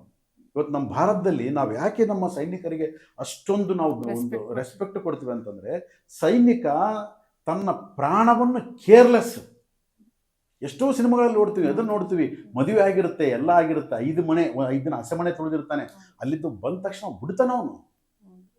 ನನಗೆ ದೇಶ ಮುಖ್ಯ ಅಂತಾನೆ. ಸೊ ಇದು ಎಲ್ಲಿಂದ ಬಂತು ಈ ಅಟ್ಯಾಚ್ಮೆಂಟು? ನಮ್ಮಲ್ಲಿ ಅದು ಒಂದು ಗುಣ ಇದೆ, ಕಲ್ಚರ್ ಡೆವಲಪ್ ಆಗಿದೆ. ದೇಶ ಮೊದಲು ಆಮೇಲೆ ನಾನು ಅನ್ನೋ ಕಲ್ಚರ್ನ ನಾವು ಡೆವಲಪ್ ಮಾಡಿದ್ದೀವಿ. ಸೊ ಇವತ್ತು ಅರಬ್ ಕಂಟ್ರೀಸಲ್ಲಿ ದುಡ್ಡಿದೆ, ದುಡ್ಡು ಕೊಟ್ಟರೆ ಏನು ಬೇಕಾದ್ರೆ ಮಾಡ್ಬೋದು ಅನ್ನೋ ಒಂದು ಉದ್ದೇಶ ಇದೆ. ಸೊ ಇವತ್ತು ಅದಕ್ಕೆ ಅಮೇರಿಕನ್ ಮಿಲಿಟರಿ ತಂದು ಅಲ್ಲಿ ಇಟ್ಟುಕೊಂಡ್ರು. ಅಲ್ಲಿ ಇವತ್ತು ಏನು ಮಾಡ್ತಾ ಇದೆ? ಏನು ಮಾಡೋಕ್ಕಾಗ್ತದೆ, ಬಿಕಾಸ್ ಮಿಲಿಟರಿನೇ ಇಲ್ಲ ಅವ್ರಿಗೆ. ಇವಾಗ ಏನಾದರೂ ಇರಾನ್ ಕಾಯ್ತಾ ಇದೆ, ಇವರು ಒಂದು ಅಟ್ಯಾಕ್ ಏನಾದರೂ ಮಾಡಿದ್ರೆ ಮಿಡ್ಲ್ ಈಸ್ಟಿಂದ ಕಂಪ್ಲೀಟ್ ಅರಬ್ ಕಂಟ್ರೀಸ್ ಸ್ಮಾರ್ಟ್ ಮಾಡಿಬಿಟ್ಟಾಕ್ಬಿಡುತ್ತೆ. ಇವತ್ತಿನವ್ರು ಇರಾನ್ ಏನು ಅಂದ್ಕೊಂಡಿದ್ರು, ಇರಾನ್ ಏನು ತೂಚ್ ಅಂತ ಇದ್ರು. ಏನು ಮಾಡುತ್ತೆ ಇರಾನ್? ನಮ್ಮ ಮುಂದೆ ಏನು ಅಮೇರಿಕನೇ ಇವ್ರು ಈ ಅರಬ್ ಕಂಟ್ರೀಸ್ಗೆಲ್ಲ ಏನಿತ್ತು, ಅಮೇರಿಕನ್ ಪವರ್ಫುಲ್, ಇವನು ಯಾವನು ಇರಾನ್ ಅಂತ. ಇವತ್ತೇನಾಗ್ತಾ ಇದೆ, ಟೆಕ್ನಾಲಜಿ ಅಷ್ಟೆಲ್ಲ ಇಟ್ಕೊಂಡ್ರಲ್ಲ, ಬುದ್ಧಿವಂತಿಕೆ ಇರಬೇಕು. ಇವತ್ತು ಎಲ್ಲಿ ಕುತ್ಕೊಂತಾರೋ, ಎಲ್ಲಿ ಹಾರಿಸ್ತಾರೋ, ಏನು ಮಾಡಿದಾರೋ ಕಂಟ್ರೋಲ್ ಮಾಡ್ತಾ ಇದ್ದಾರೆ. ಅಲ್ಲಲ್ಲ, ಟೆಕ್ನಿಕಲ್ ಆಗಿ ವಾರ್ ಮಾಡ್ತಾ ಇದ್ದಾರೆ. ಮತ್ತೆ ಅವ್ರೇನು ಅಡ್ಡದಿಡ್ಡಿ ವಾರ್ ಮಾಡ್ತಾ ಇಲ್ಲ, ಕಂಪ್ಲೀಟ್ ಆಗಿ ಟೆಕ್ನಿಕಲ್ ವಾರ್. ಇದು ಮೈಂಡ್ಗೆ ಮಾಡ್ತಾ ಇದ್ದಾರೆ, ಟೆಕ್ನಿಕಲ್ ವಾರ್ ಮಾಡ್ತಾ ಇದ್ದಾರೆ. They are really brilliants. ಆಮೇಲೆ ಇವಾಗ ನಮ್ಮ ಇಂಡಿಯಾಗೆ ಬರ್ತಕ್ಕಂಥ ಮೆಜಾರಿಟಿ 50% ಆಫ್ ಆಯಿಲ್ ಅಲ್ಲಿ ಪಾಸ್ ಥ್ರೂ ಆಗಿ ಬರಬೇಕು ಅಂತ ಹೇಳಿ ಅಂತ ಇರಲಿಲ್ಲ, ಹಾರ್ಮುಜ್ ಅನ್ನೋ ಒಂದು ಪ್ಲೇಸಲ್ಲಿ. ಸೊ ಹಾಗಾಗಿ ವಾರ್ ನಡೀತಾ ಇರೋದ್ರಿಂದ ಇವಾಗ ನಮಗೆ ಸಪ್ಲೈ ಕಡಿಮೆ ಇದೆ ಅಂತ ಹೇಳಿ ಅಂತ ಇದೆ. ಬಟ್ ಇಂಡಿಯಾ ಇರಾನ್ ಮೇಲೆ ಮಾತ್ರ ಡಿಪೆಂಡ್ ಆಗಿಲ್ಲ ಆಕ್ಚುಲಿ ಹೇಳ್ಬೇಕಂದ್ರೆ. ಸೊ ಆ ಒಂದು ಆಂಗಲ್ ಅಲ್ಲಿ ನೋಡ್ತಾ ಹೋದ್ರೆ ನಮಗೆ ಇಲ್ಲಿ ಯಾವ ತರ ಎಫೆಕ್ಟ್ ಆಗ್ಬೋದು? ಈಗ ನಾವು ಇರಾನ್ ಮೇಲೆ ಡಿಪೆಂಡ್ ಆಗಲಿ, ಯಾವತ್ತೂ ಇರಾನ್ ನಾವು ಒಂದು ತೈಲ ಖರೀದಿ ಮಾಡೋದು ನಿಲ್ಲಿಸಿದ್ವಿ. ಬಟ್ ರೂಟು ಅದೇ ರೂಟಲ್ಲೇ ಬರ್ಬೇಕು ಆಕ್ಚುಲಿ, ದಾರಿ ಅದು. ಓಕೆ, ಆದರೆ ನಮ್ಮ ಒಂದು ನಾಯಕತ್ವ ಏನಿದೆ, ಲೀಡರ್ಶಿಪ್ ಏನಿದೆ, ಇಂಡಿಯನ್ ಲೀಡರ್ಶಿಪ್ ತುಂಬ ಅದು ಕೂಡ ಬ್ರಿಲಿಯಂಟ್ ಆಗಿದೆ. ಆದ ಕಾರಣ ಇಂಥ ಒಂದು ಸಂದಿಗ್ಧ ಪರಿಸ್ಥಿತಿಯನ್ನು ಕೂಡ ಒಂದು ನೀಟಾಗಿ ನಿಭಾಯಿಸ್ತಾ ಇದ್ದಾರೆ. ಆದರೆ ಇದು ಇಷ್ಟು ದೊಡ್ಡ ವಾರ ಆಗುತ್ತೆ ಅಂದರೆ ನಮ್ಮವರು ಕೂಡ ಇರಾನ್ ಕಮ್ಮಿನೇ ಅಂತ ಅಂದ್ಕೊಂಡಿದ್ದಾರೆ. ಅಮೇರಿಕಾ ಮನಸ್ಸು ಮಾಡಿದ್ರೆ, ಇಸ್ರೇಲ್ ಮನಸ್ಸು ಮಾಡಿದ್ರೆ ಇರಾನ್ ಯಾವ ಲೆಕ್ಕ ಅಂತ ನಮ್ಮ ಲೀಡರ್ಸ್ ಕೂಡ ಆಲೋಚನೆ ಮಾಡಿರ್ಬೋದು ಮೋಸ್ಟ್ಲಿ, ಅದೇನು ಮುಗಿಸ್ಬಿಡ್ತಾರೆ ಅಂತ. ಬಟ್ ಅದು ಹಂಗಾಗಲಿಲ್ಲ ಅದು. ಸೊ ಆದ್ದರಿಂದ ಇವತ್ತು ಎಲ್ಲರಿಗೂ ಕೂಡ ಒಂದು ಶಾಕ್ ಇದು. ಯಾರು ಇಷ್ಟು ಎಫೆಕ್ಟ್ ಆಗುತ್ತೆ ಅಂತ ಅಂದ್ಕೊಂಡಿರಲಿಲ್ಲ. ಇವತ್ತು ರಷ್ಯಾ ಮತ್ತು ಉಕ್ರೇನ್ ವಾರ ಆದಾಗ ಪ್ರಪಂಚಕ್ಕೆ ಏನೂ ಆಗಲಿಲ್ಲ, ಮೇಲಾಗಿ ನಮ್ಮ ಇಂಡಿಯಾಗೆ ಬೆನಿಫಿಟ್ ಆಯಿತು. ಹೌದು, ಆಯಿತಾ? ಅವತ್ತಿನ ಆಯಿಲ್ ಪರ್ಚೇಸಿಂದ ನಮ್ಮ ಇಂಡಿಯಾ ಎಷ್ಟೋ ಬೆನಿಫಿಟ್ ಆಯಿತು. ಓಕೆ, ಸೊ ಇದು ಕೂಡ ಹಂಗಾಗ್ಬೋದು ಅಂತ ಒಂದು ಇದ್ರೆ ಇರ್ಬೋದೇನೋ, ಅಷ್ಟು ಇದನ್ನು ಸೀರಿಯಸ್ ಆಗಿ ತೊಗೊಂಡಿಲ್ಲ. ಆದರೆ ಇವತ್ತು ವರ್ಲ್ಡ್ ಎಫೆಕ್ಟ್ ಆಗ್ತಾ ಇದೆ. ಇವಾಗ ಕಾಮನ್ ಪೀಪಲ್ಗೆ ಎಫೆಕ್ಟ್ ಆಗ್ತಾ ಇದೆ. ಒಂದು LPG ಗ್ಯಾಸ್ ಆಗಿರ್ಬೋದು, ಫೈನಾನ್ಷಿಯಲಿ ಆಗಿರ್ಬೋದು. ಸೊ ಇದ್ರ ಬಗ್ಗೆ ನೀವು ಇನ್ನ ಏನೇನ್ ತರ ಎಕ್ಸ್ಪೆಕ್ಟ್ ಮಾಡ್ಬೋದು ಅಂದ್ರೆ, ಇನ್ನ ಏನೇನ್ ಪ್ರಾಬ್ಲಮ್ ಎಫೆಕ್ಟ್ ಆಗ್ತಾ ಇದೆ ಅಂತಂದ್ರೆ, ಅಂದ್ರೆ ನಾನು ನೋಡ್ತಕ್ಕಂಥ ಇದು ಬರ್ಡ್ ವ್ಯೂವಲ್ಲಿ ನೋಡಿದಾಗ ಎಫೆಕ್ಟ್ ಅಂತಂದ್ರೆ ಏನಾಗುತ್ತೆ, ಕಂಫರ್ಟ್ ಝೋನ್ನಾಗ ಇದ್ದಂಥವ್ರಿಗೆ ಎಫೆಕ್ಟ್ ಆಗ್ತಾ ಇದೆ. ಇವಾಗ ಗ್ಯಾಸು, ನನ್ನ ಜೀವನ ಲೈಫ್ ಲಾಂಗ್ ಸುಮ್ಮನೆ ಬಂದ್ಬಿಡುತ್ತೆ, ದುಡ್ಡು ಕೊಟ್ಬಿಟ್ರೆ ಗ್ಯಾಸ್ ಬಂದ್ಬಿಡುತ್ತೆ, ಹಿಂಗೆ ಟಕ್ ಅಂತೇಳಿ ಇಗ್ನೇಟ್ ಮಾಡಿಬಿಟ್ರೆ ಸ್ಟವ್ ಹತ್ತಿಬಿಡುತ್ತೆ, ನಾನು ಅಡುಗೆ ಮಾಡಿಬಿಡ್ತೀನಿ. ಹಂಗಿಲ್ಲ ಲೈಫ್ ಅಂತ ಗೊತ್ತಾಗುತ್ತೆ ಇವಾಗ. ಅಂದ್ರೆ ಇವಾಗ ಹಂಗಿಲ್ಲದು, ಅನ್ಸರ್ಟನಿಟಿ ಇರುತ್ತೆ. ಈಗ ನಾವೇನ್ ಮಾಡ್ತೀವಿ, ಯಾವಾಗ ನಮಗೆ ಸ್ವಲ್ಪ ಅನ್ಸರ್ಟನಿಟಿ ಆದ ತಕ್ಷಣ, ಅನ್ಕಂಫರ್ಟ್ ಆದ ತಕ್ಷಣ ಭಯಕ್ಕೆ ಶುರು ಮಾಡ್ತೀವಿ ಇನ್ನೊಬ್ಬರು. ನಾವು ಇದರಿಂದ ಏನು ಕಲಿಬೋದು ಅಂತ ಯಾವತ್ತೂ ಆಲೋಚನೆ ಮಾಡೋದೇ ಇಲ್ಲ. ಸೊ ಇದು ಹಿಂಗೆ ಇರುತ್ತಂತ ಏನಿದೆ ಗ್ಯಾರಂಟಿ? ಅದು ನಾವು ಪ್ಯಾರಲಲ್ ಆಗಿ ಥಿಂಕ್ ಮಾಡ್ಬೇಕಾ ಸರ್? ಪ್ಯಾರಲಲ್ ರಿಸೋರ್ಸ್ ನಾವು ಇರುತ್ತೆ, ಅದನ್ನ ಯೂಸ್ ಮಾಡ್ಕೊಬೇಕು ಅಂತ ಥಿಂಕ್ ಮಾಡ್ಬೇಕು. ಯಾವತ್ತೂ ಕೂಡ ಪ್ಯಾರಲಲ್ಲು ಇನ್ನೊಂದು ಇಲ್ಲಮ್ಮ. ನಿನಗೆ ಸಿಚುವೇಶನ್ ಬಂದಾಗ ಸಿಚುವೇಶನ್ ನೀನು ಯಾವ ರೀತಿ ನೀನು ಅದನ್ನು ಓವರ್ಕಮ್ ಮಾಡ್ತೀಯ ಅನ್ನೋದು ಇಮಿಡಿಯೇಟ್ ಆಗಿ ಬರುತ್ತೆ. ಅದಕ್ಕೋಸ್ಕರ ನಮ್ಮ ಮಕ್ಕಳಿಗೆ ನಾವು ಹೇಳ್ಕೊಳ್ಬೇಕಾಗಿರೋದು, ನಿನಗೆ ಹಿಂಗಿರು ಹಂಗಿರು ಅಂತ ಎಲ್ಲ ಹೇಳ್ಕೊಟ್ಟು ಅದು ಬರದೇ ಇರ್ಬೋದು ಸ್ಥಿತಿ. ಶತ್ರು ಹಿಂಗ್ ಬರ್ತಾನೆ, ನೀನು ಹಿಂಗಿಡಕ್ಕೂ ಕತ್ತಿ, ಅವ್ನು ಹಿಂಗ್ ಬರ್ತಾನೆ, ನೀನು ಹಿಂಗಿಡಕ್ಕೂ ಪಿಸ್, ಅವ್ನು ಬರದೇ ಇರ್ಬೋದು, ಶತ್ರುನೇ ಬರದೇ ಇರ್ಬೋದು, ಅವನು ಯಾವುದೋ ಒಂದು ಏನೋ ಬೇರೆ ರೂಪದಿಂದ ಏನೋ ಮಾಡ್ಬೋದು. ಅದಕ್ಕಾಗಿ ನೀನು ಆ ಸಂದರ್ಭಕ್ಕೆ ತಕ್ಕಂಗೆ ನೀನು ಯಾವ ರೀತಿ ನಿನ್ನನ್ನು ನೀನು ಪ್ರಿಪೇರ್ ಮಾಡ್ಕೊಳ್ತೀಯ ಅಂತ ಹೇಳ್ಕೊಳ್ಬೇಕೆ ಹೊರತು ಇನ್ನೊಬ್ಬರನ್ನ ತೋರಿಸ್ಬಿಟ್ಟು ಹೇಳ್ಕೊಡೋದಲ್ಲ. ಇವತ್ತು ಪಾಕಿಸ್ತಾನ ಪರಿಸ್ಥಿತಿ ಏನಾಯ್ತು? ಇವತ್ತು ಅವರು ಇಡೀ ದೇಶದಾಗ ಅವರು ಇನ್ನೊಬ್ಬರನ್ನ ತೋರಿಸಿ ಇಲ್ಲಿ ಹುಟ್ಟಾಕ್ಬೇಕು, ನಾನು ಹಂಗೆ ಮಾಡ್ಬೇಕು, ಎಲ್ಲ ಪಾಕಿಸ್ತಾನ ತುಂಬ ಕಂಪ್ಲೀಟ್ ಆಗಿ ಅವರೇ ಇರೋದು. ಹೌದು, ಟೆರರಿಸ್ಟ್ ಗ್ರೂಪ್ಗಳೇ ಇರೋದು. ಇವತ್ತು ಅವ್ರನ್ನ ಹುಟ್ಟಾಕಿದ್ರ, ಇವತ್ತು ಅವರೇ ಅವ್ರನ್ನ ನಾಶ ಮಾಡ್ತಾ ಇದ್ದಾರೆ. ನಾಶ ಮಾಡಬೇಕಾಗಿಲ್ಲ. ನಮಗೆ ಕಷ್ಟ ಪರದಾಡ್ಬೇಕಾಗಿತ್ತು. ಆದರೆ ಚಿಂತೆ ಇಲ್ಲ. ನಮ್ಮ ಭಾರತ ದೇಶದಲ್ಲಿ ಟೆರರಿಸ್ಟ್ ನಾವು ಕ್ರಿಯೇಟ್ ಮಾಡಕ್ ಹೋಗ್ಲಿಲ್ಲ. ನಾವು ಬರೀ ನಾವು ಸೇಫ್ಟಿ ಸೆಕ್ಯೂರಿಟಿ ನೋಡ್ಕೊಂಡ್ವಿ. ಸೆಕ್ಯೂರಿಟಿ ನೋಡ್ಕೊಂಡ್ವಿ. ಆಮೇಲೆ ಟೆರರಿಸ್ಟ್ಗಳಿಂದ ನಾವು ಹೆಂಗೆ ತಪ್ಪಿಸ್ಕೊಳ್ಳೋದು, ಏನು ಮಾಡ್ಬೋದು ಅಂತ ಅದು ನೋಡಿದ್ವಿ ಹೊರತು ಹೌದಲ್ಲ ನಾವು ಕೂಡ ಒಂದಿಷ್ಟು ಟೆರರಿಸ್ಟ್ಗಳನ್ನ ಕ್ರಿಯೇಟ್ ಮಾಡಬೋಣ ಅನ್ನೋ ಒಂದು ಆಲೋಚನೆ ನಮ್ಮ ಭಾರತ ದೇಶಕ್ಕೆ ಬರಲಿಲ್ಲ. Because this is spiritual country, this is spiritual land. ಆ ಒಂದು ಆಲೋಚನೆ, ಕೆಟ್ಟ ಆಲೋಚನೆ ಓವರಲ್ ಆಗಿ ಬರಲ್ಲ. ಮಾಮೂಲಾಗಿ ಮನುಷ್ಯರಿಗಿರ್ಬೋದು, ಓವರಲ್ ಆಗಿ ಇರ್ತಕ್ಕಂಥ ಕೆಟ್ಟ ಆಲೋಚನೆ ಬರಲ್ಲ. ಬಟ್ ಇವತ್ತೇನಾಗ್ತಾ ಇದೆ, ಸೊ ವಿ ಆರ್ ಸೇಫ್, ನಾವು ಆರಾಮಾಗಿದ್ದೀವಿ ಇವಾಗ. ಬಟ್ ನಮಗೆ ಈ ಮೀಡಿಯಾಗಳು ಇಲ್ಲದಿರೋದು ಭಯ ಕ್ರಿಯೇಟ್ ಮಾಡ್ತಾ ಇದ್ದಾರೆ. ನೋಡು ಗ್ಯಾಸ್ ಹೋಯ್ತು, ನಿಮ್ಮ ಜೀವ ಹೋಯ್ತು. ಅಲ್ಲ, ಇವತ್ತಿನ ದಿವಸ ನಮಗೆ ಸಿಲಿಂಡರ್ ಬರ್ತಾ ಇಲ್ಲ ಅಂತ ಹೇಳಿದ್ರೆ ಅಪ್ಪಂದು ತಗೋ, ಅಮ್ಮಂದು ತಗೋ, ಚಿಕ್ಕಪ್ಪಂದು ತಗೋ, ಮನೇಲಿ ಇಟ್ಕೋ. ಏನಾಗ್ತಾ ಇದೆ ನೋಡಿ, ಯಾವುದೇ ಆಗಲಿ ಇಂಥ ಒಂದು ಕ್ರಿಟಿಕಲ್ ಪೊಸಿಷನ್ಸ್ ಬಂದಾಗ ನಮಗೆ ಎಷ್ಟು ನೀಡ್ ಇದೆಯೋ ಅಷ್ಟು ಇಟ್ಕೊಂಡು ಇನ್ನೊಬ್ರಿಗೆ ಹೆಲ್ಪ್ ಮಾಡಬೇಕು. ನಾವೇನು ಮಾಡ್ತೀವಿ, ದುಡ್ಡಿದ್ದವರು ಬ್ಲ್ಯಾಕಲ್ಲಿ 10 ಸಿಲಿಂಡರ್ 20 ಸಿಲಿಂಡರ್ನ ನಮ್ಮ ಸೇಫ್ಟಿ ನಾವು ನೋಡ್ಕೊಂತೀವಿ, ತುಂಬಿಸ್ಕೊತಾ ಇದ್ದೀವಿ. ಬಟ್ ಆ ಸಿಲಿಂಡರ್ ನನ್ನ ಜೀವ ತುಂಬಿಸುತ್ತಾ, ಸಿಲಿಂಡರ್ ನನ್ನ ಹೊಟ್ಟೆ ತುಂಬಿಸುತ್ತಾ, ನಾಳೆ ಇನ್ನೊಂದು ಎಫೆಕ್ಟ್ ಆದರೆ ಸಾಮಾನ್ಯ ಜನ ನಾಳೆ ಏನು ತೊಂದರೆ ಅನುಭವಿಸ್ತಾರೆ ಅಂತ ಆಲೋಚನೆ ಮಾಡೋನೆ ಅವನು ಆ ಒಂದು ಸಿಚುವೇಶನ್ನ ಓವರ್ಕಮ್ ಮಾಡ್ತಾನೆ ಹೊರತು ನಾನು ಮಾತ್ರ ಸಿದ್ದುಬಿಟ್ರೆ ಸಾಕು. ನನ್ನ ಹತ್ರ ದುಡ್ಡಿದೆ, ಒಂದು 2 ವರ್ಷಕ್ಕಾಗೋ ರೇಷನ್ ತಂದ್ಕೊಂಡ್ಬಿಡ್ತೀನಿ, ದುಡ್ಡಿದೆ 2 ವರ್ಷಕ್ಕಾಗೋ ಸಿಲಿಂಡರ್ ತಂದ್ಕೊಂಡ್ಬಿಡ್ತೀನಿ. ಅಯ್ಯೋ ನಿನ್ನ ಪ್ರಕೃತಿ ಎಂಬುದು ಒಂದಿದೆ, ಭಗವಂತನೂ ಒಬ್ಬನಿದ್ದಾನೆ, ಅದನ್ನು ನಾವು ಮರ್ತು ಬಿಡ್ತೀವಿ ನಾವು. 10 ಹಲವಾರು ವಿಚಾರಗಳ ಬಗ್ಗೆ ಭೀಮಶ್ರೀ ಸರ್ ನಮ್ಮ ಜೊತೆಗೆ ಚರ್ಚೆ ಮಾಡ್ತಾ ಇದ್ದಾರೆ. ಸೊ ಹಾಗೆ ಅವ್ರು ಬರೆದಿರ್ತಕ್ಕಂಥ ಮೂನ್ಲೈಟ್ ಮ್ಯೂಸಿಂಗ್ಸ್, ಇದು ಇಂಗ್ಲಿಷ್ ಪುಸ್ತಕ. ಇದೇ ಒಂದು ಪುಸ್ತಕ ನಮಗೆ ಕನ್ನಡದಲ್ಲಿ ಕೂಡ ದೊರೆಯುತ್ತೆ, ಚಂದ್ರ ಮೇಲೆ ಬಂದ ನೋಡು ಎಂಥ ಚಂದ ಅಂತ ಹೇಳಿ. ಈ ಒಂದು ಪುಸ್ತಕ ರೀಸೆಂಟಾಗಿ ರಿಲೀಸ್ ಆಗಿದೆ.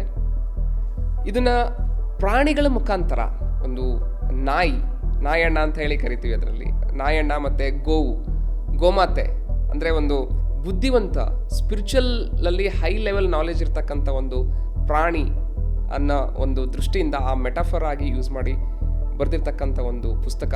ಈ ಪ್ರಾಣಿಗಳು ಮನುಷ್ಯನ ಬಗ್ಗೆ ಮಾತಾಡ್ತಾ ಹೋಗ್ತವೆ. ಸೊ ಹಾಗೆ ಮನುಷ್ಯನ ಜೀವನ ಯಾವ ರೀತಿ ಇದೆ, ಮತ್ತು ಮನುಷ್ಯ ಯಾವ ರೀತಿ ತನ್ನಲ್ಲಿ ಒಂದು ಕ್ವಶನ್ಗಳನ್ನು ಹಾಕೋಬೋದು, ಮತ್ತು ಅವನ ಜೀವನವನ್ನು ಸಾಮಾನ್ಯ ಜೀವನದಿಂದ ಅತ್ಯುನ್ನತವಾದಂತಹ ಒಂದು ಜೀವನಕ್ಕೆ ಯಾವ ರೀತಿ ಕೊಂಡೊಯ್ಬೋದು, ಆಧ್ಯಾತ್ಮಿಕ ಒಂದು ಪ್ರವೇಶನ ಯಾವ ರೀತಿ ಮಾಡ್ಬೋದು ಅನ್ನೋದಕ್ಕೆ ಈ ಒಂದು ಪುಸ್ತಕ ನಿಮಗೆ ದಾರಿದೀಪವಾಗಿ ನಿಲ್ಲುತ್ತೆ. ಸೊ ಹಾಗಾಗಿ ಈ ಒಂದು ಪುಸ್ತಕವನ್ನು ನೀವು ಅಮೆಝಾನಲ್ಲಿ ಕೂಡ ಪರ್ಚೇಸ್ ಮಾಡ್ಬೋದು. ಹಾಗೆ ನಮ್ಮಿಂದ ಡೈರೆಕ್ಟಾಗಿ ಪರ್ಚೇಸ್ ಮಾಡಿದರೆ ನಿಮಗೆ ಡಿಸ್ಕೌಂಟ್ ಕೂಡ ದೊರೆಯುತ್ತೆ. ಆ ಒಂದು ಪರ್ಚೇಸಿಂಗ್ ಲಿಂಕ್ ಈ ಯೂಟ್ಯೂಬ್ ಡಿಸ್ಕ್ರಿಪ್ಷನ್ ಅಡಿಯಲ್ಲಿ ನಿಮಗೆ ಸಿಗುತ್ತೆ. ಆ ಲಿಂಕ್ನ ಕ್ಲಿಕ್ ಮಾಡೋದ್ರ ಮುಖಾಂತರ ಈ ಪುಸ್ತಕವನ್ನು ನೀವು ಪರ್ಚೇಸ್ ಮಾಡ್ಬೋದು. ಆಕ್ಚುಲಿ ಎಷ್ಟೋ ಜನ ಪ್ಯಾನಿಕ್ ಆಗ್ತಾ ಇದ್ರು. ಸೊ ಇವಾಗ ನಮಗೆ ಇಂಟರ್ನೆಟ್ ಕೂಡ ಕಟ್ ಮಾಡ್ಬಿಡ್ತಾರೆ, ಸಮುದ್ರದಲ್ಲಿ ಬರ್ತಕ್ಕಂಥ ಒಂದು ಇಂಟರ್ನೆಟ್ ಕೇಬಲ್ಸ್ ಇದಾವಲ್ಲ ಅದೆಲ್ಲ ಕಟ್ ಆಗ್ಬಿಟ್ರೆ ನಮಗೆ ನೆಕ್ಸ್ಟ್ ಏನು ಅಂತ ಪ್ಯಾನಿಕ್ ಯಾಕೆ ಆಗ್ತದೆ ಗೊತ್ತಾ? ಅದು ಇದು ನೋಡ್ಬೇಕಲ್ಲ, ಫಸ್ಟ್ ರೀಲ್ಸ್ ಹೊರಟೋಗ್ಬಿಟ್ರೆ ಸತ್ತೋಗ್ಬಿಡ್ತಾರೆ ಅವರು. ಅಂದ್ರೆ ಎಷ್ಟೋ ಜನ ಅದೇ ಸೋಷಿಯಲ್ ಮೀಡಿಯಾದಲ್ಲೂ ಕೂಡ ಆ ಒಂದು ಸುದ್ದಿ ಬಂದಾಗ ಕೆಲವೊಬ್ರು ಎಂಜಾಯ್ ಮಾಡ್ತಾ ಇದ್ರು, ಅಂದ್ರೆ ಬೇಗ ಕಟ್ ಮಾಡ್ಲಪ್ಪ ಅಂತ ಹೇಳಿ ಅಂತ. ಕೆಲವೊಬ್ರು ಇಲ್ಲ, ಅದು ಹೋಗ್ಬಿಟ್ರೆ ನನ್ನ ಮನಸ್ಸಿಗೂ ಮತ್ತೆ ನನ್ನ ಕೈಗೂ ಕೆಲಸ ಇರಲ್ಲ. 2011 ನಾನು ಪುಸ್ತಕ ಬರೆದಿದ್ದೆ, ಸಂತೋಷವೇ ಸಂಪೂರ್ಣ ಬಲ ಅಂತ. ಅವಾಗ ನಾನು ಹರೀಶ್ ಡಿಸ್ಕಸ್ ಮಾಡ್ತಾ ಇದ್ವಿ. ಇದ್ದಕ್ಕಿದ್ದಂಗೆ ಏನಾದರೂ ಎಫೆಕ್ಟ್ ಆಗಿ ಸ್ಯಾಟಲೈಟ್ ಎಲ್ಲ ಬರ್ನ್ ಆಯಿತು ಅಂತ ಅಂದ್ಕೊಳ್ಳಿ, ಅಂದರೆ ಹೆವಿ ಹೀಟ್ ಪ್ರೊಡ್ಯೂಸ್ ಆಗಿ ಸ್ಯಾಟಲೈಟ್ ಬರ್ನ್ ಆಯಿತು ಅಂತ ಅಂದ್ಕೊಳ್ಳಿ. ಸೊ ಇಲ್ಲಿ ಈ ಪೆಟ್ರೋಲ್ ಡೀಸೆಲ್ ಬಾವಿಗಳು ಬತ್ತಿ ಹೋದ್ವು ಅಂತ ಅಂದ್ಕೊಳ್ಳಿ, ಎಷ್ಟು ಚೆನ್ನಾಗಿರುತ್ತಲ್ಲ ಲೈಫು ಅಂತ ಆಲೋಚನೆ ಮಾಡ್ತಾ ಇದ್ದೀನಿ ನಾನು. ಎಷ್ಟು ಚೆನ್ನಾಗಿರುತ್ತೆ ಲೈಫು, ಯಾಕಂದರೆ ಫೋನ್ ಇರಲ್ಲ, ಟಿ ವಿ ಇರಲ್ಲ, ರೇಡಿಯೋ ಇರಲ್ಲ, ಸೊ ಓಡಾಡೋದಕ್ಕೆ ಬೈಕ್ ಇರಲ್ಲ, ಕಾರ್ ಇರಲ್ಲ, ಬಸ್ ಇರಲ್ಲ, ಯಾವಿರಲ್ಲ. ಸೊ ಎಷ್ಟು ಚೆನ್ನಾಗಿರುತ್ತೆ ಲೈಫ್. ಕಮ್ಯುನಿಕೇಶನ್ ಮಾಡ್ಬೇಕಾದ್ರೆ ಲೆಟರ್ ಬರಬೇಕು, ಆ ಲೆಟರ್ ತಲುಪೋದು ಒಂದು 30-40 ದಿನ ಆಗುತ್ತೆ. ನಮಗೆ ಏನೋ ಬರ್ತಾ ಇದೆ ಅನ್ನೋ ಕೇವಲ ಸೈಕಲ್ ಮಾತ್ರ ಕೈಗಿರುತ್ತೆ ಅಷ್ಟೇ, ಸೈಕಲ್ ಹಾಕೊಂಡು ತಿರುಗಾಡ್ಬೇಕು. ನ್ಯಾಚುರಲ್ ಆಗಿರುತ್ತೆ, ಬಹಳ ಚೆನ್ನಾಗಿರುತ್ತೆ ಅಂತ. ಗೊತ್ತಿಲ್ಲ ಯಾವ ಟೈಮಲ್ಲಿ ಏನು ಬರುತ್ತೋ ಗೊತ್ತಿಲ್ಲ. ಇದು ಕರೋನಾ ಬಂದಿದ್ದು ಒಂದು ಪಾಠ ಕಳ್ಸಿದ್ರೆ ಈ ವಾರ ನಮ್ಗೆ ಇನ್ನೊಂದು ಪ್ಯಾಂಡಮಿಕ್. ಅದು ನೀವು ಇವ್ರು ಸೃಷ್ಟಿ ಮಾಡಿರ್ತಕ್ಕಂಥ ಪ್ಯಾಂಡಮಿಕ್, ಫಾರ್ಮಾಸ್ಯೂಟಿಕಲ್ ಕಂಪನೀಸ್ ಇರ್ತಾವಲ್ಲ ಅವ್ರು ಕ್ರಿಯೇಟ್ ಮಾಡಿರ್ತಕ್ಕಂಥ ಪ್ಯಾಂಡಮಿಕ್. ಇದು ಫೈನಾನ್ಷಿಯಲ್ ಆಗಿ ಕ್ರಿಯೇಟ್ ಆಗಿರ್ತಕ್ಕಂಥ pandemic. It is A financial pandemic, that's A pharmaceutical pandemic. So ಇನ್ಮೇಲೆ ನೆಕ್ಸ್ಟ್ ಎವ್ರಿ 4-5 years ಒಂದು ಪ್ಯಾಂಡಮಿಕ್ ಬರ್ತಾನೆ ಇರ್ತದೆ. ಸೊ ಅದಕ್ಕೆ ನಾವು ರೆಡಿ ಇರಬೇಕು. ರೆಡಿ ಇರೋದಕ್ಕೆ ಅಂತ ಏನಿಲ್ಲ, ಈ ಯಾರ್ಯಾರ ಮಾತು ಕೇಳಬಾರ್ದು. ಏನು ರೆಡಿ ಇರಬೇಕು ಅಂತಂದ್ರೆ ಏನೇ ಬರಲಿ ಸ್ವೀಕಾರ ಮಾಡಕ್ಕೆ ರೆಡಿ ಇರ್ಬೇಕು ಅಷ್ಟೇ. ಅಕ್ಸೆಪ್ಟೆನ್ಸ್ ಬೇರೆ ಇರಬೇಕು. Acceptance, there is no other way. ಬರ್ಲಪ್ಪ, ಏನ್ ಬರುತ್ತೆ ಬರ್ಲಿ, ಅದು ನನ್ನ ಒಬ್ಬನಿಗೆ ಬಾರದು ಬಪ್ಪದು ಬಪ್ಪದು ತಪ್ಪದು, ದಟ್ಸ್ ಇಟ್. ಎಮೋಷನಲಿ ನಾವು ಸ್ಟ್ರಾಂಗ್ ಇರಬೇಕು, ಬಂದಿದ್ದ ಚಾಲೆಂಜಸ್ ನ ಅಕ್ಸೆಪ್ಟ್ ಮಾಡಿ ಹೌದು ಹೌದು ನೆಕ್ಸ್ಟ್ ಏನ್ ಮಾಡ್ಬೇಕು ಅನ್ನೋದು ನೋಡಬೇಕು. ಹೌದೌದು, ಆ ಟೈಮಲ್ಲಿ ಡಿಸಿಷನ್ ತಗೋಬೇಕು. ಇವಾಗ ಎಲ್ಲೋ ಹಳ್ಳ ಇದೆ ಅಂತ ಇಲ್ಲಿ ಪಂಚೆ ಎತ್ಕೊಂಡು ಕಟ್ಕೊಂಡು ಹೋದ್ರೆ ಉಪಯೋಗ ಇಲ್ಲ. ಹಳ್ಳ ಬಂದಾಗ ಪಂಚೆ ಎತ್ತಿ ಕಟ್ಟಿ ನೀರಲ್ಲಿ ನಡಿ, ಮತ್ತೆ ಹಳ್ಳ ಹೋಯ್ತಾ ಪಂಚೆ ಕೆಳಗಿಳಿಸಿ ಮತ್ತೆ ಮುಂದೆ. ನಾವೇನ್ ಮಾಡ್ತೀವಿ ಇವಾಗಲೇ ಪಂಚಾಯತ್ ಅದು ಹಳ್ಳ ಇದೆ ಗೊತ್ತಿಲ್ಲ, ಯಾವನ ಹೇಳ್ತಾನೆ ಅಲ್ಲಿ ಹಳ್ಳ ಇದರಿ ಅಂತ ಹೇಳ್ಬಿಟ್ಟು ಹಂಗೆ ಇಲ್ಲಿ ಎತ್ಕೊಂಡ್ಬಿಡು, ಅಲ್ಲಿ ಹಳ್ಳ ಇರಲ್ಲ ಏನಿರಲ್ಲ. ಸೊ ಹಾಗಾಗಿ ಈ ಒಂದು ವಾರ್ ಎಸ್ಪೆಷಲಿ ನಮ್ಮ ಒಂದು ಇಂಡಿಯನ್ ಎಕಾನಮಿಗೆ ಯಾವ ರೀತಿ ಎಫೆಕ್ಟ್ ಆಗ್ತಾ ಇದೆ ಅನ್ನೋದು ಇವಾಗ ಆಲ್ರೆಡಿ ನಮಗೆ ಗೊತ್ತಾಗ್ತಾ ಇದೆ ಆಕ್ಚುಲಿ. ಸೊ ಪ್ರತಿಯೊಬ್ಬ ಸಾಮಾನ್ಯ ವ್ಯಕ್ತಿಗೂ ಕೂಡ ನೋಡ್ತಾ ಹೋದ್ರೆ ಅವರ ಒಂದು ಜೀವನಕ್ಕೂ ಕೂಡ ಇದಾಗ್ತಾ ಇದೆ. ಯಾಕಂದ್ರೆ ಕೆಲಸ ಹೋಯ್ತು, ಇವಾಗ ಯಾರಿಗೋ ದಿಢೀರ ಕೆಲಸ ಹೋಯ್ತು ಅಂತ ಹೇಳಿದ್ರೆ ಆ ಒಂದು ಫ್ಯಾಮಿಲಿ ಯಾವ ರೀತಿ ಥಿಂಕ್ ಮಾಡ್ಬೇಕು? ಇದು ಹರೀಶ್ ಏನಾಗುತ್ತೆ ಅಂದರೆ, ನಾವು ವೆಸ್ಟರ್ನ್ ಕಲ್ಚರ್ನ ಅಡಾಪ್ಟ್ ಮಾಡ್ಕೊಂಡು ನಾವು ಜಾಬ್ ಮೇಲೆ ಡಿಪೆಂಡ್ ಆಗಿ ಹೋಯ್ತು ಅಂದರೆ ಏನಪ್ಪ ಅಂತ ಅಂದ್ಕೊಂತೀವಿ. ನಮ್ಮ ಕಂಟ್ರಿ ಬಂದು ನಾವು ಒಂದು ವ್ಯವಸಾಯ ಆಧಾರಿತವಾಗಿರ್ತಕ್ಕಂಥ ಕಂಟ್ರಿ. ನಾವು ಎಲ್ಲೆಲ್ಲೂ ಎಳ್ಳು ಕಾಳೋಟು ಕೂಡ ಚಿಂತೆ ಮಾಡೋ ಕೆಲಸ ಇಲ್ಲ. ನಾವು ಚಿಂತೆ ಏನು ಮಾಡ್ತಾರೆ ಇವರು ಅಂದರೆ, ಇದು ಹೋದ ತಕ್ಷಣ ಇದೆಲ್ಲ ನಮ್ಮ ಹಳ್ಳಿಗೆ ಹೋಗ್ಬೇಕಲ್ಲ, ನಾನು ಅಲ್ಲಿ ಹೋಗ್ಬಿಟ್ಟು ಹಳ್ಳಿಗೆ ಹೋಗಿ ವ್ಯವಸಾಯ ಮಾಡ್ಬೇಕಲ್ಲ, ಇದೇನು ಕರ್ಮ. ಇಲ್ಲಿ ಆರಾಮಾಗಿ ಫ್ಯಾನ್ ಹಾಕೊಂಡು ಎ ಸಿ ಆಫೀಸ್ನಾಗ ಕೂತ್ಕೊಂಡು ಸುಮ್ಮನೆ ಟಕ್ ಅಂತ ಕೆಲಸ ಮಾಡಿ ಹಿಂಗೆ ದುಡ್ಡು ತಗೊಂಡು ರೀಲ್ಸ್ ನೋಡಿ ಈ ಥರ ಮಜಾವಾಗಿರ್ತಕ್ಕಂಥ ಜೀವನ ಬಿಟ್ಟು ಅಲ್ಲಿ ಹೋಗಿ ಹಳ್ಳಿಯಲ್ಲಿ ಹೋಗ್ಬಿಟ್ಟು ಬಿಸಿಲಲ್ಲಿ ದುಡಿದು ಮಾಡ್ಬೇಕಲ್ಲ, ಅದು ಪ್ಯಾಂಡಮಿಕ್ ನಮಗೆ. ಅಲ್ಲ, ಏನು ಇಲ್ಲದೆ ಇರೋನು, ಹೊಲನೂ ಇಲ್ಲ, ಏನೂ ಇಲ್ಲ, ಕೆಲಸ ಮಾಡ್ತಾನೆ ಹಳ್ಳಿಯಲ್ಲಿ ಹೋಗಿ, ಅಲ್ಲೋಗಿ ಕೆಲಸ ಮಾಡಿ. ಹೌದು, ಈಗ ಅಂತ ಕೂಡ ಈಗ ನಾನು ಹೇಳ್ತಿರೋದು, ನಿಮಗೆ ಭೂಮಿ ಇದೆಯಾ ನನಗೆ ಭೂಮಿ ಇದೆಯಾ ಅಲ್ಲ, ಭೂಮಿ ಇದೆ, ಬೆಳೆ ಬೆಳೆಸೋಕ್ಕೆ ರೆಡಿ ಇದೆ ನಮಗೆಲ್ಲ. ನಾನು ಬೆಳೆಸೋದಕ್ಕೆ ನಾನು ಹೋಗ್ಬೇಕು, ಅವನು ದುಡಿತಾನೆ, ಭೂಮಿ ಇದ್ದವನು ಭೂಮಿಯಲ್ಲಿ ದುಡಿತಾನೆ, ನಾನು ಭೂಮಿಯಲ್ಲಿ ದುಡಿತೀನಿ, ಏನು ವ್ಯತ್ಯಾಸ ಇದೆ ಅದರಲ್ಲಿ? ಚಿಂತೆ ಮಾಡೋ ಅವಶ್ಯಕತೆ ಏನೂ ಇಲ್ಲ. ಈ ಎಲ್ಲ ಪ್ಯಾನಿಕ್ನ ಕ್ರಿಯೇಟ್ ಮಾಡ್ತಕ್ಕಂಥ ಒಂದು ಇದಿದೆಯಲ್ಲ, ಅದರಿಂದ ಹೊರಗೆ ಬರ್ಬೇಕು ನಾವು. ಆಕ್ಸೆಪ್ಟೆನ್ಸ್ ಒಂದಿದ್ರೆ ಮನುಷ್ಯ ಬದುಕೋದಕ್ಕೆ ಏನಾಗುತ್ತೆ. ಇವತ್ತು ಮಕ್ಕಳು 10th ಫೇಲ್ ಆದ ತಕ್ಷಣ ಸತ್ತು ಹೋಗ್ತಾ ಇದಾರೆ, ಜಾಬ್ ಸಿಗಲಾಗ ಸುಸೈಡ್ ಮಾಡ್ಕೊತಾ ಇದಾರೆ, ಅದು ಇದು ಮಾಡ್ಕೊಂತ. ಏನಪ್ಪ ಅಂದ್ರೆ ಅವ್ರಿಗೆ ದೇರ್ ಇಸ್ ನೋ ಆಪ್ಷನ್ ಅಂತ ಬಂದ್ಬಿಡುತ್ತೆ ತಲೆಯಲ್ಲಿ. ಅಕ್ಸೆಪ್ಟ್ ಮಾಡಲ್ಲ ಅವರು, ಸಿಚುವೇಶನ್ ಅಕ್ಸೆಪ್ಟ್ ಮಾಡಲ್ಲ. ಸೊ ಇನ್ನು ಇಷ್ಟೇ ನಾನು ಮುಗೀತು ಅಂತ ಥಿಂಕ್ ಮಾಡ್ತಾರೆ. ನೀವು ಯಾವುದೇ ಒಂದು ಸುಸೈಡ್ ಅಟೆಂಪ್ಟ್ ಮಾಡ್ತಾರೆ ಅಂತಂದ್ರೆ ಅರ್ಥ ಏನೋ, ಇದು ಬೇರೆ ದಾರಿನೇ ಇಲ್ಲ ಅಂತ. ಹೌದು. ಸೊ ನಮಗೆ ನಮ್ಮ ಇಂಡಿಯಾದಲ್ಲಿ ಆ ಸಿಚುವೇಶನೇ ಇಲ್ಲ. ವ್ಯವಸಾಯ ಆಧಾರಿತವಾಗಿರ್ತಕ್ಕಂಥ ಕುಟುಂಬ, ಫ್ಯಾಮಿಲಿಗಳು ನಮ್ದೆಲ್ಲವೂ ಕೂಡ. ಇವಾಗ ನಿಮ್ಮ ತಾತ ಮೊದಲು ಎಲ್ಲಿದ್ದರು? ವ್ಯವಸಾಯ. ಮತ್ತೆ ನಿಮ್ಮ ತಾತಮ್ಮ ವ್ಯವಸಾಯ, ನಿಮ್ಮ ತಾತಮ್ಮ ವ್ಯವಸಾಯ, ನಮ್ಮ ತಾತ ವ್ಯವಸಾಯ.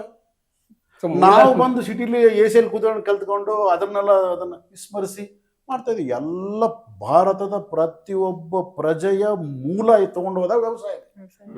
ನಾವಲ್ಲಿ ಅಲ್ಲಿಂದ ಬಂದವರು, ನಾವ್ಯಾಕೆ ಚಿಂತೆ ಮಾಡ್ಬೇಕು? ಪ್ರಪಂಚ ಚಿಂತೆ ಮಾಡ್ತಾ ಇದ್ರೆ ನಾವು ಚಿಂತೆ ಮಾಡೋದೇ ಬೇಕಾಗಿಲ್ಲ. ಸೊ ಇವತ್ತಿನ ದಿವಸ ನಾವು ವೆಸ್ಟರ್ನ್ ಕಲ್ಚರ್ನ ಅಡಾಪ್ಟ್ ಮಾಡ್ಕೋತಾ ಇರೋದ್ರಿಂದ ನಮಗೊಂದು ಸೋಫಿಸ್ಟಿಕೇಟೆಡ್ ಲೈಫ್ಗೆ ನಾವು ಅಡಾಪ್ಟ್ ಆಗಿದ್ದೀವಿ.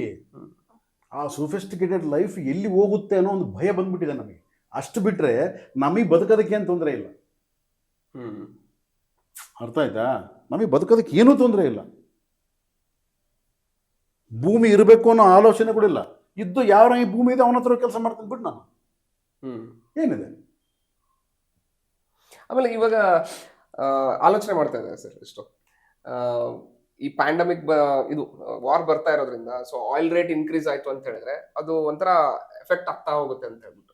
ಸೊ ಒಂದು ಟ್ರಾನ್ಸ್ಪೋರ್ಟೇಷನ್, ಮ್ಯಾನುಫ್ಯಾಕ್ಚರಿಂಗು, ಅಲ್ಲಿಂದ ಮತ್ತೆ ಹಾಗೆ ಚೈನ್ ರಿಯಾಕ್ಷನ್ ಒಂಥರ ಈ ಒಂದು GDPಗೂ ಕೂಡ ಎಫೆಕ್ಟ್ ಆಗುತ್ತೆ ಅಂತ ಹೇಳಿದ್ರೆ, ಸೊ ಅದ್ರ ಬಗ್ಗೆ ನೀವೇನು ಹೇಳ್ತೀರಾ? ಏನೂ ಆಗಲ್ಲ. ಯಾಕಂದ್ರೆ ಫ್ರೀ ಕೊಡೋ ಸರ್ಕಾರಗಳು ಫ್ರೀ ಕೊಡ್ತಾರೆ.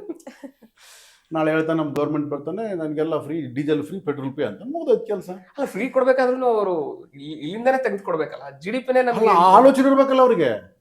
ಅವ್ರೇನಂತಂತಾರೆ, ನಿಮ್ಗೊಂದು ಬೋರ್, ನಿಮ್ಮೂರಿಗೆ ಒಂದು ಕೆಲಸ ಮಾಡಿ ಪೆಟ್ರೋಲ್ ಬಂಕ್ ಕೂಡ ಬೇಡ, ಒಂದು ಬೋರ್ ಹಾಕ್ಸ್ಬಿಡ್ತೀನಿ, ಅದರಲ್ಲಿ ನಾನು ಡೀಸೆಲ್ ಕೊಡ್ತೀನಿ ಅಂತ. ನಾವು ಹಂಗೆ ಒಟ್ಟು ಪಟ್ಟ ಹೊಡಿತಾರೆ. ನಮ್ಮೂರಿಗೆ ಒಂದು ಡೀಸೆಲ್ ಬೋರ್ ಬರುತ್ತೆ, ನಾವೆಲ್ಲ ಹೊಡ್ಕೊಂಡ್ಬಿಡ್ಬೋದು ಅಂತ ಆಲೋಚನೆ ಇದ್ರೆ ತಾನೆ. ಏನು ಚಂತೆ, ಏನು ಆಲೋಚನೆ ಇಲ್ಲ. ಹಾಗಾಗಿ ನಾವು ಕೂಡ ಜಾಸ್ತಿ ಆಲೋಚನೆ ಮಾಡಬಾರ್ದು. ಯಾಕಂದರೆ ಆಲೋಚನೆ ಮಾಡ್ತಕ್ಕಂಥ ಸಮೂಹ ಆಲೋಚನೆ ಮಾಡದೇ ಇದ್ದಾಗ ನಾವು ಆಲೋಚನೆ ಮಾಡಿಕೊಂಡು ಉಪಯೋಗನೇ ಇದೆ. ಇಲ್ಲ, ಆಲೋಚನೆ ಮಾಡಬಾರ್ದು ಅಂತ ಹೇಳಿ ಅಂದ್ಕೊಂಡ್ರು ಕೂಡ ಇವತ್ತಿನ ದಿವಸ ನಾನು ಹೋಗ್ಬಿಟ್ಟು ಅಲ್ಲಿ ಗ್ರಾಸರಿ ಶಾಪ್ ಅಲ್ಲಿ ನಾನು ಬೇಳೆ ತಗೋತಾ ಇದ್ದೀನಿ ಅಂತ ಅಂದಾಗ 100 ರೂಪೀಸ್ ಇರೋದು ನೆಕ್ಸ್ಟ್ 200 ರೂಪೀಸ್ ಆಗುತ್ತೆ. ಅವಾಗ ನಾನು ಆಲೋಚನೆ ಮಾಡ್ಲೇಬೇಕು. ಏನು ಮಾಡೋದು ಬೇಕಿಲ್ಲ, 3 ರೂಪಾಯಿ ಊಟ ಮಾಡೋದು, 1 ರೂಪಾಯಿ ಊಟ ಮಾಡೋದು. ಓಕೆ, ಆರೋಗ್ಯ ಚೆನ್ನಾಗಿರುತ್ತೆ. ಹಾಂ ಸೊ ನೀರು ಅದೇ ಹೇಳ್ತಾ ಇದ್ದೀನಿ, ಸೊಲ್ಯೂಷನ್ ಅನ್ನೋದು ನಮ್ಮಲ್ಲಿ ರೆಡಿ ಇರುತ್ತೆ. ನಾವು 3 ಒಪ್ಪತ್ತಪ್ಪ ಕಂಫರ್ಟಬಲೇ 3 ಒಪ್ಪತ್ತು, ಯಾಕೆ ಒಂದೇ ಒಪ್ಪತ್ತು ಇಲ್ಲ, ಒಂದು ಊಟನ 3 ಡಿವೈಡ್ ಮಾಡೋಣ.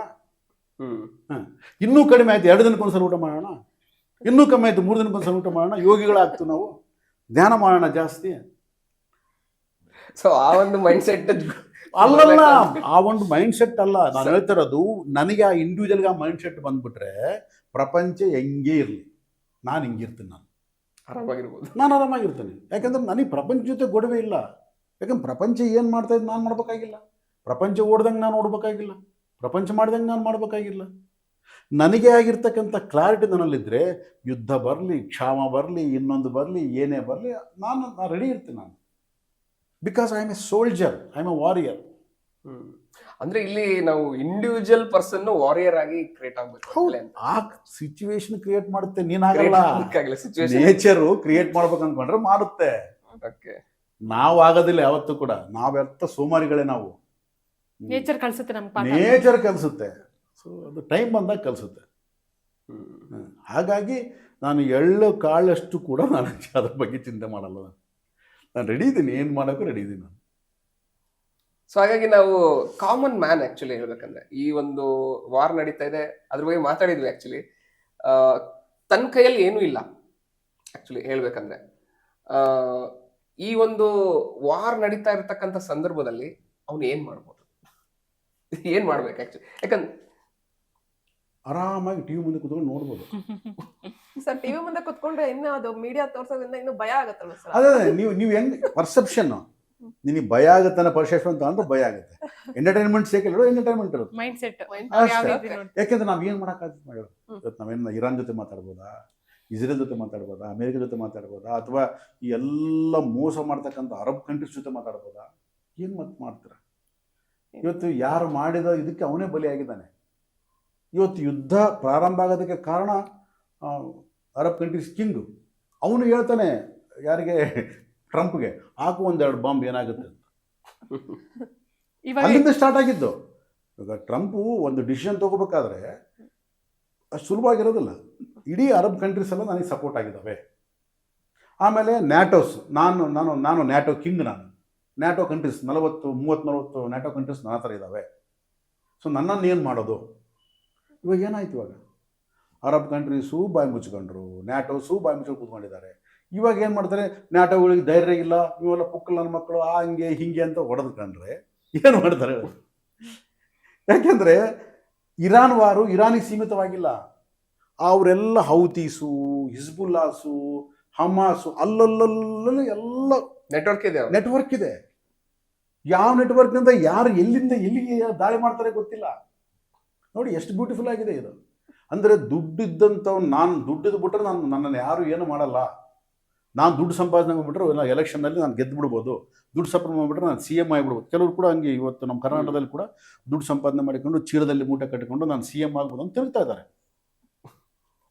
ಕೊಂಡ್ಕೋಬಹುದು. ಅದೇ ಪರ್ಚೇಸ್ ಅಷ್ಟೇ. ಹಾಕ್ಬಿಟ್ರೆ ಡೆಲ್ಲಿಗೆ ಒಂದಿಷ್ಟು ಹೋಗಿದ್ಬಿಟ್ಟು ಅಲ್ಲಿಗೆ ಒಂದು ಹಾಕ್ಬಿಟ್ರೆ ಒಂದಿಷ್ಟು ನಾನು CM ಆಗ್ಬೋದು ಅಂತ ತಿರುಗ್ತಾ ಇದ್ದಾರೆ. ಆಯ್ತಾ? ಆಗ್ತಾ ಇಲ್ಲ. ಅದೇ ಹೇಳ್ತಾ ಇರೋದು. ಸೊ ದುಡ್ಡಿಂದ ಏನು ತಗೊಳೋದಕ್ಕಾಗೋದಿಲ್ಲ. ಅದು ನಮ್ ದುಡ್ಡಿಂದ ಆಗಲ್ಲ ಅಂತ ಬರಲ್ಲ, ಆಗುತ್ತೆ ಅಂತ ಬರಲ್ಲ. ಅದು ಏನಾಗ್ತಾ ಇದೆ ಗೊತ್ತಿಲ್ಲ. ಒಂದೊಂದ್ಸಲ ಆಗ್ಬೋದು, ಒಂದೊಂದ್ಸಲ ಆಗದೇ ಇರ್ಬೋದು. ಆದಾಗ ದುಡ್ಡಿಂದ ಅನ್ಕೊಂತೀವಿ. ನೋಡು, ನೇಚರಿಂದ ಆಗ್ತಾ ಇರೋದು. ನಮ್ಮ ಒಂದು ಮಿಸ್ಕಾನ್ಸೆಪ್ಷನ್. ದುಡ್ಡು ಕೊಟ್ರೆ ಬಂತು, ಇಲ್ಲ, ನೇಚರ್ ಡಿಸೈಡ್ ಮಾಡಿದ್ರೆ ಬಂತು. ಆಮೇಲೆ ಇಲ್ಲಿ ಇನ್ನೊಂದು ಪ್ರಶ್ನೆ ಸರ್. ಆಕ್ಚುಲಿ ನಾವು ಹೇಳ್ತಾ ಹೋದ್ವಿ, ಆ ಒಂದು ಪುಸ್ತಕದಿಂದ ಸ್ಟಾರ್ಟ್ ಆಯ್ತು ಅಂತ ಹೇಳ್ಬಿಟ್ಟು. ಆ ಪುಸ್ತಕದಲ್ಲಿ ಬರ್ದಿದೆ. ಸೊ ಹಾಗಾಗಿ ಧರ್ಮಕ್ಕೋಸ್ಕರ ನಾವು ಯುದ್ಧ ಮಾಡ್ತೀವಿ ಅನ್ನೋದು ಒಂದು ಅಲ್ಲಿ ಬಂದಾಗ, ಅಲ್ಲಿ ನೆಟ್ವರ್ಕ್ ಎಲ್ಲ ಬಿಲ್ಡ್ ಆಗ್ತಾ ಇದೆ ಅವ್ರದ್ದು. ಸೊ ಹಾಗಾಗಿ US ಕೂಡ ಇವತ್ತಿನ ದಿವಸ ಏನು ಮಾಡಕ್ ಆಗ್ತಿಲ್ಲ. ಯಾಕಂದ್ರೆ ನ್ಯಾಟೋ ಕಂಟ್ರೀಸ್ ಇರ್ತಕ್ಕಂಥ ಒಂದು ಸಮೂಹ ಅದನ್ನು ಕೂಡ ಸಪೋರ್ಟ್ ಮಾಡ್ತಾ ಇಲ್ಲ ಅಂತ ಅಂದಾಗ, ಅಲ್ಲಿ ಅವ್ರಿಗೆ ಅಷ್ಟು ಮೆಂಟಲಿ ಪವರ್, ನಮ್ಮ ಧರ್ಮಕ್ಕೋಸ್ಕರ ಇಷ್ಟು ಇದನ್ನ ಹೋರಾಡಬೇಕು ಅನ್ನೋದು ಇದ್ದಾಗ, ಸೊ ಇತರೆ ಕಂಟ್ರಿಗಳು, ಎಸ್ಪೆಷಲಿ ಇಂಡಿಯಾ ನಾವು ಇಂಡಿಯನ್ಸ್ ಆಕ್ಚುಲಿ ಹೇಳ್ಬೇಕಂದ್ರೆ, ಇಂಡಿಯಾ ಯಾವ ರೀತಿ ಆಲೋಚನೆ ಮಾಡ್ಬೋದು ಆಕ್ಚುಲಿ? ಯಾಕಂತ ಹೇಳಿದ್ರೆ ಅಲ್ಲಿ ಎಲ್ಲೋ ಎಫೆಕ್ಟ್ ಆಗ್ತಾ ಇದೆ. ಆ ಒಂದು ಪುಸ್ತಕದಿಂದ, ಧರ್ಮದಿಂದ ಅವ್ರು ಮಾಡ್ತಕ್ಕಂಥ ಒಂದು ಯುದ್ಧ ಎಫೆಕ್ಟ್ ಆಗ್ತಾ ಇದೆ ಅಂತ ಅಂದಾಗ ನಮ್ಮ ಮೈಂಡ್ ಸೆಟ್ ಯಾವ ತರ ಇರ್ಬೇಕು? ಅದು ಯಾಕೆ ಇರ್ಬೇಕು ನಿಮ್ಮ ಮೈಂಡ್ ಸೆಟ್? ಅಲ್ಲಲ್ಲ, ನಾನು ಹೇಳ್ತಿರೋದು ಅವ್ರು ಏನೋ ಮಾಡ್ತಾ ಇದ್ದಾರೆ ಅಂತ ಅಂದ್ಕೊಳ್ಳಿ. ಹ್ಮ್. ನಿನ್ನ ಮೈಂಡ್ ಸೆಟ್ಗೂ ಅದಕ್ಕೂ ಸಂಬಂಧ ಏನು? ನೀನು ಏನೋ ಒಂದು ಪರ್ಸ್ಪೆಕ್ಟಿವ್ ನೋಡ್ಬೇಕಂತ ಅನ್ಕೊಂತ ಇದೆಯಾ? ಈಗ ಯು ಎಸ್ ಅದಿರಲಿ, ಯು ಎಸ್ ವಾರ್ ಮಾಡ್ತಾ ಇದೆ, ಇರಾನ್ ವಾರ್ ಮಾಡ್ತಾ ಇದೆ, ಅದೆಲ್ಲ ಮಾಡ್ತಾ ಇದೆ. ಬಟ್ ಇಂಡಿಯಾ, ನಾವು ಇಂಡಿಯಾದಲ್ಲಿದ್ದೀವಿ, ನಮಗೇನು ಸಂಬಂಧ ಅವ್ರು ಮಾಡ್ಕೊಳ್ಳೋದು? ಅಂದ್ರೆ ಅವರು ಇಡೀ ತಮ್ಮ ಕಂಟ್ರಿಯಲ್ಲಿ ಇರ್ತಕ್ಕಂಥ ಜನಗಳನ್ನೇ ಅವರು ಸಾಯಿಸೋದಕ್ಕೂ ರೆಡಿ ಇದ್ದಾರೆ ಅಂತ ಅಂದಾಗ, ಸೊ ಅದು ಒಂದಲ್ಲ ಒಂದ್ ದಿವಸ ಎಲ್ಲ ಕಡೆ ಎಫೆಕ್ಟ್ ಆಗ್ಬೋದು ಆಕ್ಚುಲಿ. ಈಗ ನಮಗೂ ಬರ್ಬೋದು. ಈಗ ನೀನು ಒಂದು ಸೊಫಿಸ್ಟಿಕೇಟೆಡ್ ಕಲೋನಿಯಲ್ಲಿ ಮನೆ ಕಟ್ಕೊಂಡೆ, ಒಂದು ವಿಲ್ಲಾ ಕಟ್ಕೊಂಡೆ. ಸೊ ಆ ಕಲೋನಿಯಲ್ಲಿ ಒಂದು ಸುಮಾರು ನಿನ್ನ ಸುತ್ತಮುತ್ತ ಇರ್ತಕ್ಕಂಥ ಮನೆಗಳವರೆಲ್ಲ ಇಂತಹ ಕಲಹಪ್ರಿಯರು ಅಂತ ಅಂದ್ಕೊ. ಅವ್ರು ಜಗಳ ಆಡ್ತಾ ಇರ್ತಾರೆ. ಎಫೆಕ್ಟ್ ನೀನು ಕೂಡ ಅನುಭವಿಸ್ಲೇಬೇಕು. There is no other way. ಇವಾಗ ನೀನು ಏನು ಮಾಡೋದಕ್ಕಾಗಲ್ಲ. ಯಾರತ್ರ ಇವಾಗ ಸುಮಾರು ಒಂದು 20-30 ಮನೆಗಳವ್ರು ಎಲ್ಲ ಕೂತ್ಕೊಂಡು ಒಬ್ರಿಗೊಬ್ರು ಕಲ್ಲೋಗಿತಾ ಇದ್ದಾರೆ, ಜಗಳ ಮಾಡ್ತಾ ಇದ್ದಾರೆ, ಒಬ್ರಿಗೊಬ್ರು ಹಿಂಸೆ ಮಾಡ್ಕೊತಾ ಇದ್ದಾರೆ ಅಂತಂದ್ರೆ ನೀನು ಮನೆ ಒಳಗಡೆ ಕೂತ್ಕೊಂಡು ಬಾಗಿಲು ಹಾಕೊಂಡು ಮನೆ ಕೂತ್ಕೋಬಹುದು, ಇಲ್ಲ ಅಂತಲ್ಲ. ಬಟ್ ಯಾವ ಟೈಮ್ನಲ್ಲಿ ಹೇಗೆ ಬರುತ್ತೋ, ಯಾವನು ಬಂದು ನೀನು ಬಾಗಿಲು ಹೊಡಿತಾನೋ, ಏನು ಮಾಡ್ತಾನೋ ಗೊತ್ತಿಲ್ಲ. ನೀನು ಅವೇರ್ ಆಗಿರ್ಬೇಕು ಅಷ್ಟೇ, ಬಿಟ್ರೆ ಏನಿಲ್ಲ. ಇವಾಗ ಇಂಡಿಯಾ ಸೇಫ್ ಅಂತೇನಿಲ್ಲ ಇಲ್ಲಿ. ಸೊ ಯಾಕಂದ್ರೆ ಇವತ್ತು world is become A web ಆದಾಗ ಇದು ಸೇಫ್ ಅಂತ ಹೇಳಕ್ ಬರೋದೇ ಇಲ್ಲ. ಯಾಕೆಂದ್ರೆ ಇವು ನಾವು ಒಂದು strongest, America is strongest country ಅಂತ ಯಾವುದರಲ್ಲಿ ಮಾತಾಡ್ತಾ ಇದೀವಿ ಹೇಳಿ? ಅವ್ರ ಹತ್ರ ಎಷ್ಟು ಅಣುಬಾಂಬುಗಳಿದಾವೆ ಅನ್ನೋದ್ರ ಬಗ್ಗೆ ಮಾತಾಡ್ತೀವಿ. ಅಂದ್ರೆ ಎಷ್ಟು ಸ್ಟ್ರಾಂಗು ಅಂತಂದ್ರೆ ಏನು, ನಿನ್ನ ಹತ್ರ ಎಷ್ಟು ಶಸ್ತ್ರಾಸ್ತ್ರಗಳಿದಾವೆ ಅನ್ನೋದ್ರ ಬಗ್ಗೆ ಸ್ಟ್ರಾಂಗು. Nuclear weapons ಎಷ್ಟಿದಾವಪ್ಪ? ಅವ್ರ ಹತ್ರ 2,000 ಇದಾವೆ. ಸೊ ರಷ್ಯಾದ ಹತ್ರ 1500, ಅಲ್ಲಿ ಒಂದು 2,000 ಇದಾವೆ. ಸೊ ಚೀನಾದ ಹತ್ರ ಒಂದು 500-1000 ಇದಾವೆ. ನಮ್ಮ ಹತ್ರ ಒಂದು 400-500 ಇದಾವೆ. ಸೊ ಇದ್ರ ಮೇಲೆ ಕ್ಯಾಲ್ಕುಲೇಷನ್ ಮಾಡ್ಕೊಂಡು ನಾವು ಸ್ಟ್ರಾಂಗ್ ಅಂತ ಮಾತಾಡ್ತಾ ಇದ್ದೀವಿ. ಓಕೆ, ಅದೆಂಗಾಗುತ್ತೆ ಅದು? ಇವತ್ತು ಹ್ಯಾಕ್ ಮಾಡ್ತಾ ಇದಾರಲ್ಲ, ಹೌದಲ್ಲ? ಹ್ಯಾಕಿಂಗ್ ಅಂತಿದೆ ಇದರಲ್ಲಿ, ಇಂಟರ್ನೆಟಲ್ಲಿ ಹ್ಯಾಕ್ ಮಾಡ್ತಾರೆ. ಸೊ ನಾಳೆ ಸ್ಯಾಟಲೈಟ್ ಹ್ಯಾಕಿಂಗ್ ಬಂತು ಅಂತ ಅಂದ್ಕೊ. US ಇದೆಲ್ಲ ಸ್ಯಾಟಲೈಟ್ಗಳನ್ನೇ ಹ್ಯಾಕ್ ಮಾಡ್ತಕ್ಕಂಥದ್ದು, ಒಂದು ಸ್ಯಾಟಲೈಟ್ ಕಮ್ಯುನಿಕೇಟ್ ಮಾಡಿ ಹ್ಯಾಕ್ ಮಾಡ್ತಕ್ಕಂಥದ್ದು ಬಂತು ಅಂತ ಅಂದ್ಕೊ. ಸೊ ಈ ಎಲ್ಲ ಒಂದು ನ್ಯೂಕ್ಲಿಯರ್ ವೆಪನ್ಸ್ನ ಒಂದು ಕನೆಕ್ಟಿವಿಟಿ ಇಂಟರ್ನೆಟಲ್ಲಿ ಇದೆಯಾ? ಯಾಕಂದ್ರೆ ಬಟನ್ ಒತ್ತಿಬಿಟ್ಟು ಅದು ಹೆಂಗಾಗುತ್ತೆ? ಅದು ಇಂಟರ್ನೆಟಲ್ಲಿದೆ. ಆ ಸ್ಯಾಟಲೈಟ್ನ ಹ್ಯಾಕ್ ಮಾಡಿ ಅವನೊಬ್ಬನ ಬಟನ್ ಒತ್ತಿದ ಅಂತ ಅಂದ್ಕೊಳ್ಳಿ, ಇವೆಲ್ಲ ಬ್ಲಾಸ್ಟ್ ಆದ್ರೆ ಪವರ್ಫುಲ್ ಕಂಟ್ರಿನೇ ಏನಿಲ್ಲ ಹೇಳಿ, ನಾಶ ಆಗೋಗುತ್ತೆ ಆಕ್ಚುಲಿ. ಹಾಗಾಗಿ ನನ್ನ ಮನೆಯಲ್ಲಿ ನಾನು ಬಾಂಬ್ಗಳನ್ನು ತಯಾರು ಮಾಡ್ಕೊಂಡು ಇಟ್ಕೊಂಡ್ರು ನಾನು ಸ್ಟ್ರಾಂಗ್ ಅಂತ ಹೇಳಕ್ ಬರಲ್ಲ. ಅದು ಬ್ಲಾಸ್ಟ್ ಆಗೋದು ಪಕ್ಕದಾಗ ಇಟ್ಕೊಂಡು ನೋಡು ನನ್ನ ಹತ್ರ ಬಾಂಬ್ ಇದೆ ಅಂದ್ರೆ ಫಸ್ಟ್ ಯಾರಿಗೆ ಎಫೆಕ್ಟ್ ಆಗುತ್ತೆ? ನನಗೆ ಎಫೆಕ್ಟ್ ಆಗ್ತಾ ಇದೆ. ಇವತ್ತು ವರ್ಲ್ಡ್ ಏನ್ ಮಾಡ್ತಾ ಇದೆ? ಬಾಂಬ್ ತಯಾರು ಮಾಡೋದಕ್ಕೆ, ಶಸ್ತ್ರಾಸ್ತ್ರಗಳು ತಯಾರು ಮಾಡೋದಕ್ಕೆ ನಮ್ಮ ಇಂಡಿಯಾ ಈಗಾಗಲೇ ವೆಪನ್ಸ್ ತಯಾರು ಮಾಡಿ ಮಾರ್ತಾ ಇದೀವಿ. ಅಂದ್ರೆ ವಿ ಆರ್ ಸ್ಟ್ರಾಂಗ್. ಅದು ಪ್ರೌಡ್ ಫೀಲ್ ಆಗೋದಲ್ಲ, ಅದು ಇಟ್ಸ್ ಅ ಡೇಂಜರ್ ಸಿನಾರಿಯೋ. ಇದು ಪಕ್ಕದಲ್ಲೇ ನಾವು ಅದೇನೋ ಅದೇ ಬಾಂಬ್ ಪಕ್ಕದಾಗ ಇಟ್ಕೊಂಡು ನಾನು ಬಾಂಬ್ ಪಕ್ಕದಾಗ ಇದ್ರೆ ನಿಧಿ ಚೆನ್ನಾಗಿ ಬರುತ್ತೆ ಅಂತ ಹೇಳಿದಂಗೆ. ಬಾಂಬ್ ಪಕ್ಕದಾಗ ಇಟ್ಕೊಂಡ್ರೆ ಯಾರು ಬರಲ್ಲ, ನಿಧಿ ಚೆನ್ನಾಗಿ ಬರುತ್ತೆ ಅಂತ. ಆ ಬಾಂಬ್ ಬ್ಲಾಸ್ಟ್ ಅದು ಯಾವ ಸಾಯೋದು? ಅವೇರ್ ಆಗಿರ್ಬೇಕು ಆಕ್ಚುಲಿ. ಅಲ್ಲ, ಅವು ಏನು ಮಾಡಕ್ ಅವೇರು ಇಲ್ಲ, ಏನೂ ಇಲ್ಲ. ಪಾಲಿಗೆ ಬಂದದ್ದು ಪಂಚಾಮೃತ, ಅದನ್ನ ಸ್ವೀಕಾರ ಮಾಡಕ್ ರೆಡಿ ಇರ್ಬೇಕು. ಅದಕ್ಕೋಸ್ಕರ ಇಷ್ಟು ಡೇಂಜರ್ ಸಿಚುವೇಶನ್ ಅಲ್ಲಿ ಪ್ರಪಂಚ ಇದ್ದಾಗ ನಾನು ಇದು ಸೇಫು ಅದು ಸೇಫ್ ಅಂತ ಆಲೋಚನೆ ಮಾಡಿದೆ. ಈ ಕ್ಷಣದಲ್ಲಿ ನಾನು ಹ್ಯಾಪಿಯೆಸ್ಟ್ ಆಗಿ ಹೆಂಗೆ ಜೀವನ ಮಾಡೋದು ಅಂತ ಆಲೋಚನೆ ಮಾಡಬೇಕೇ ಹೊರತು ಈ ಒಂದು ಬರ್ಡ್ ಪರ್ಸ್ಪೆಕ್ಟಿವ್ ಇಂದ ನಾವು ನೋಡಿದಾಗ ನಮ್ದು ಯಾವುದು ಸೇಫ್ ಇಲ್ಲ. ಸೊ ಇಲ್ಲಿ ಯಾರು ಪ್ರಚೋದನೆ ಮಾಡ್ತಾರೆ, ಯಾಕೆ ಪ್ರಚೋದನೆ ಮಾಡ್ತಾರೆ, ಇದ್ರಲ್ಲಿ ಕಮರ್ಷಿಯಲ್ ಆಸ್ಪೆಕ್ಟ್ಸಾ ಅಥವಾ ಒಂದು ಮತವಾಗಿರ್ತಕ್ಕಂಥ ಒಂದು ರಿಲಿಜನಿಸ್ಟಿಕ್ ಆಸ್ಪೆಕ್ಟ್ಸಾ, ಇದೆಲ್ಲ ನೋಡಿದಾಗ ಇದೆಲ್ಲ ಮಿಕ್ಸಡ್ ಆಗಿಬಿಟ್ಟಿದೆ.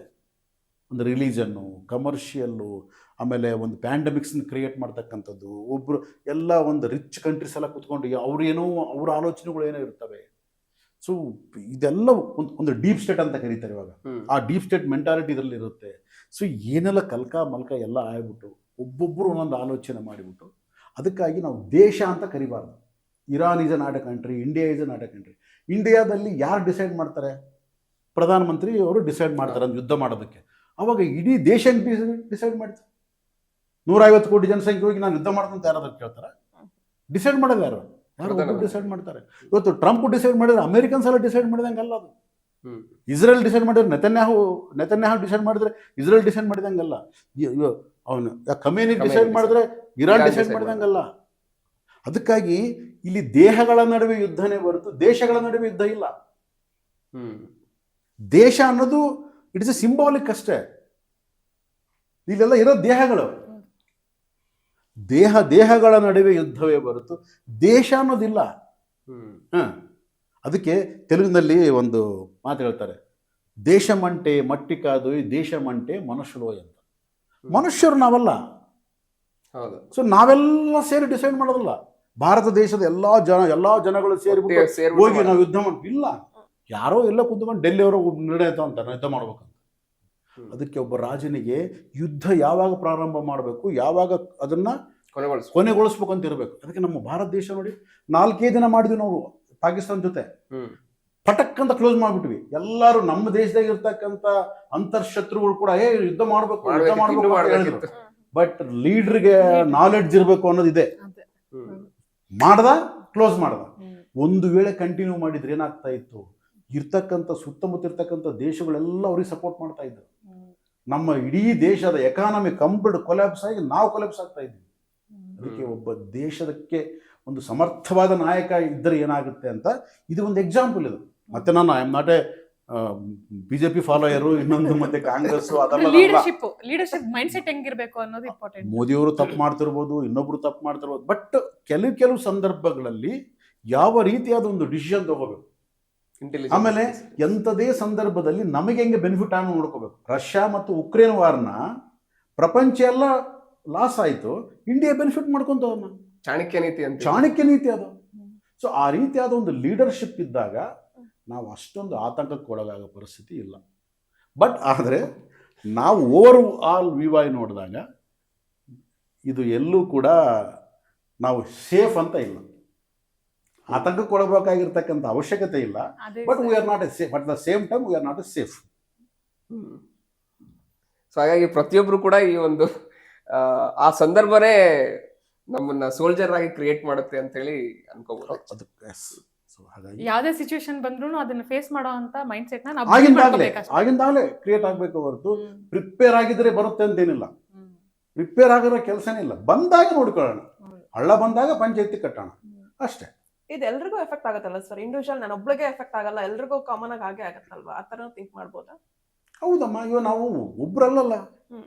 ಇವಾಗ ಬೆಂಗಳೂರು ಅಂದ ತಕ್ಷಣ ಬೆಂಗಳೂರು ನಾವು ಒಬ್ಬನೇ ಇದೀವಿ. 250 ಕೋಟಿ ಜನಸಂಖ್ಯೆ ಸೇರಿ ಬೆಂಗಳೂರು. ಅಲ್ಲಿ ಬೆಂಗಳೂರಿಗೆ ಎಫೆಕ್ಟ್ ಆದ್ರೆ ಅದರ ಎಫೆಕ್ಟ್ ನಮ್ಗೆ ಬಿದ್ದೇ ಬರುತ್ತೆ. ಸೊ ಬೆಂಗಳೂರು ಅಂದಾಗ ಸೇಮ್ ಕರ್ನಾಟಕ ಎಫೆಕ್ಟ್ ಆದ್ರೆ ನನಗಾಗುತ್ತೆ, ದೇಶಕ್ಕೆ ಎಫೆಕ್ಟ್ ಆದ್ರೆ ನನಗಾಗುತ್ತೆ.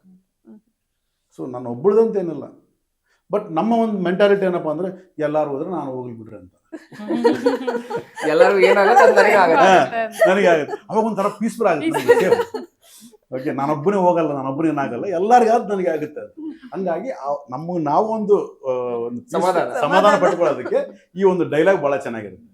ನನ್ನೊಬ್ಬರಿಗೆ ಏನಾಗಲ್ಲ, ಎಲ್ಲರಿಗಾಗಿ ನನಗೆ ಆಗುತ್ತೆ.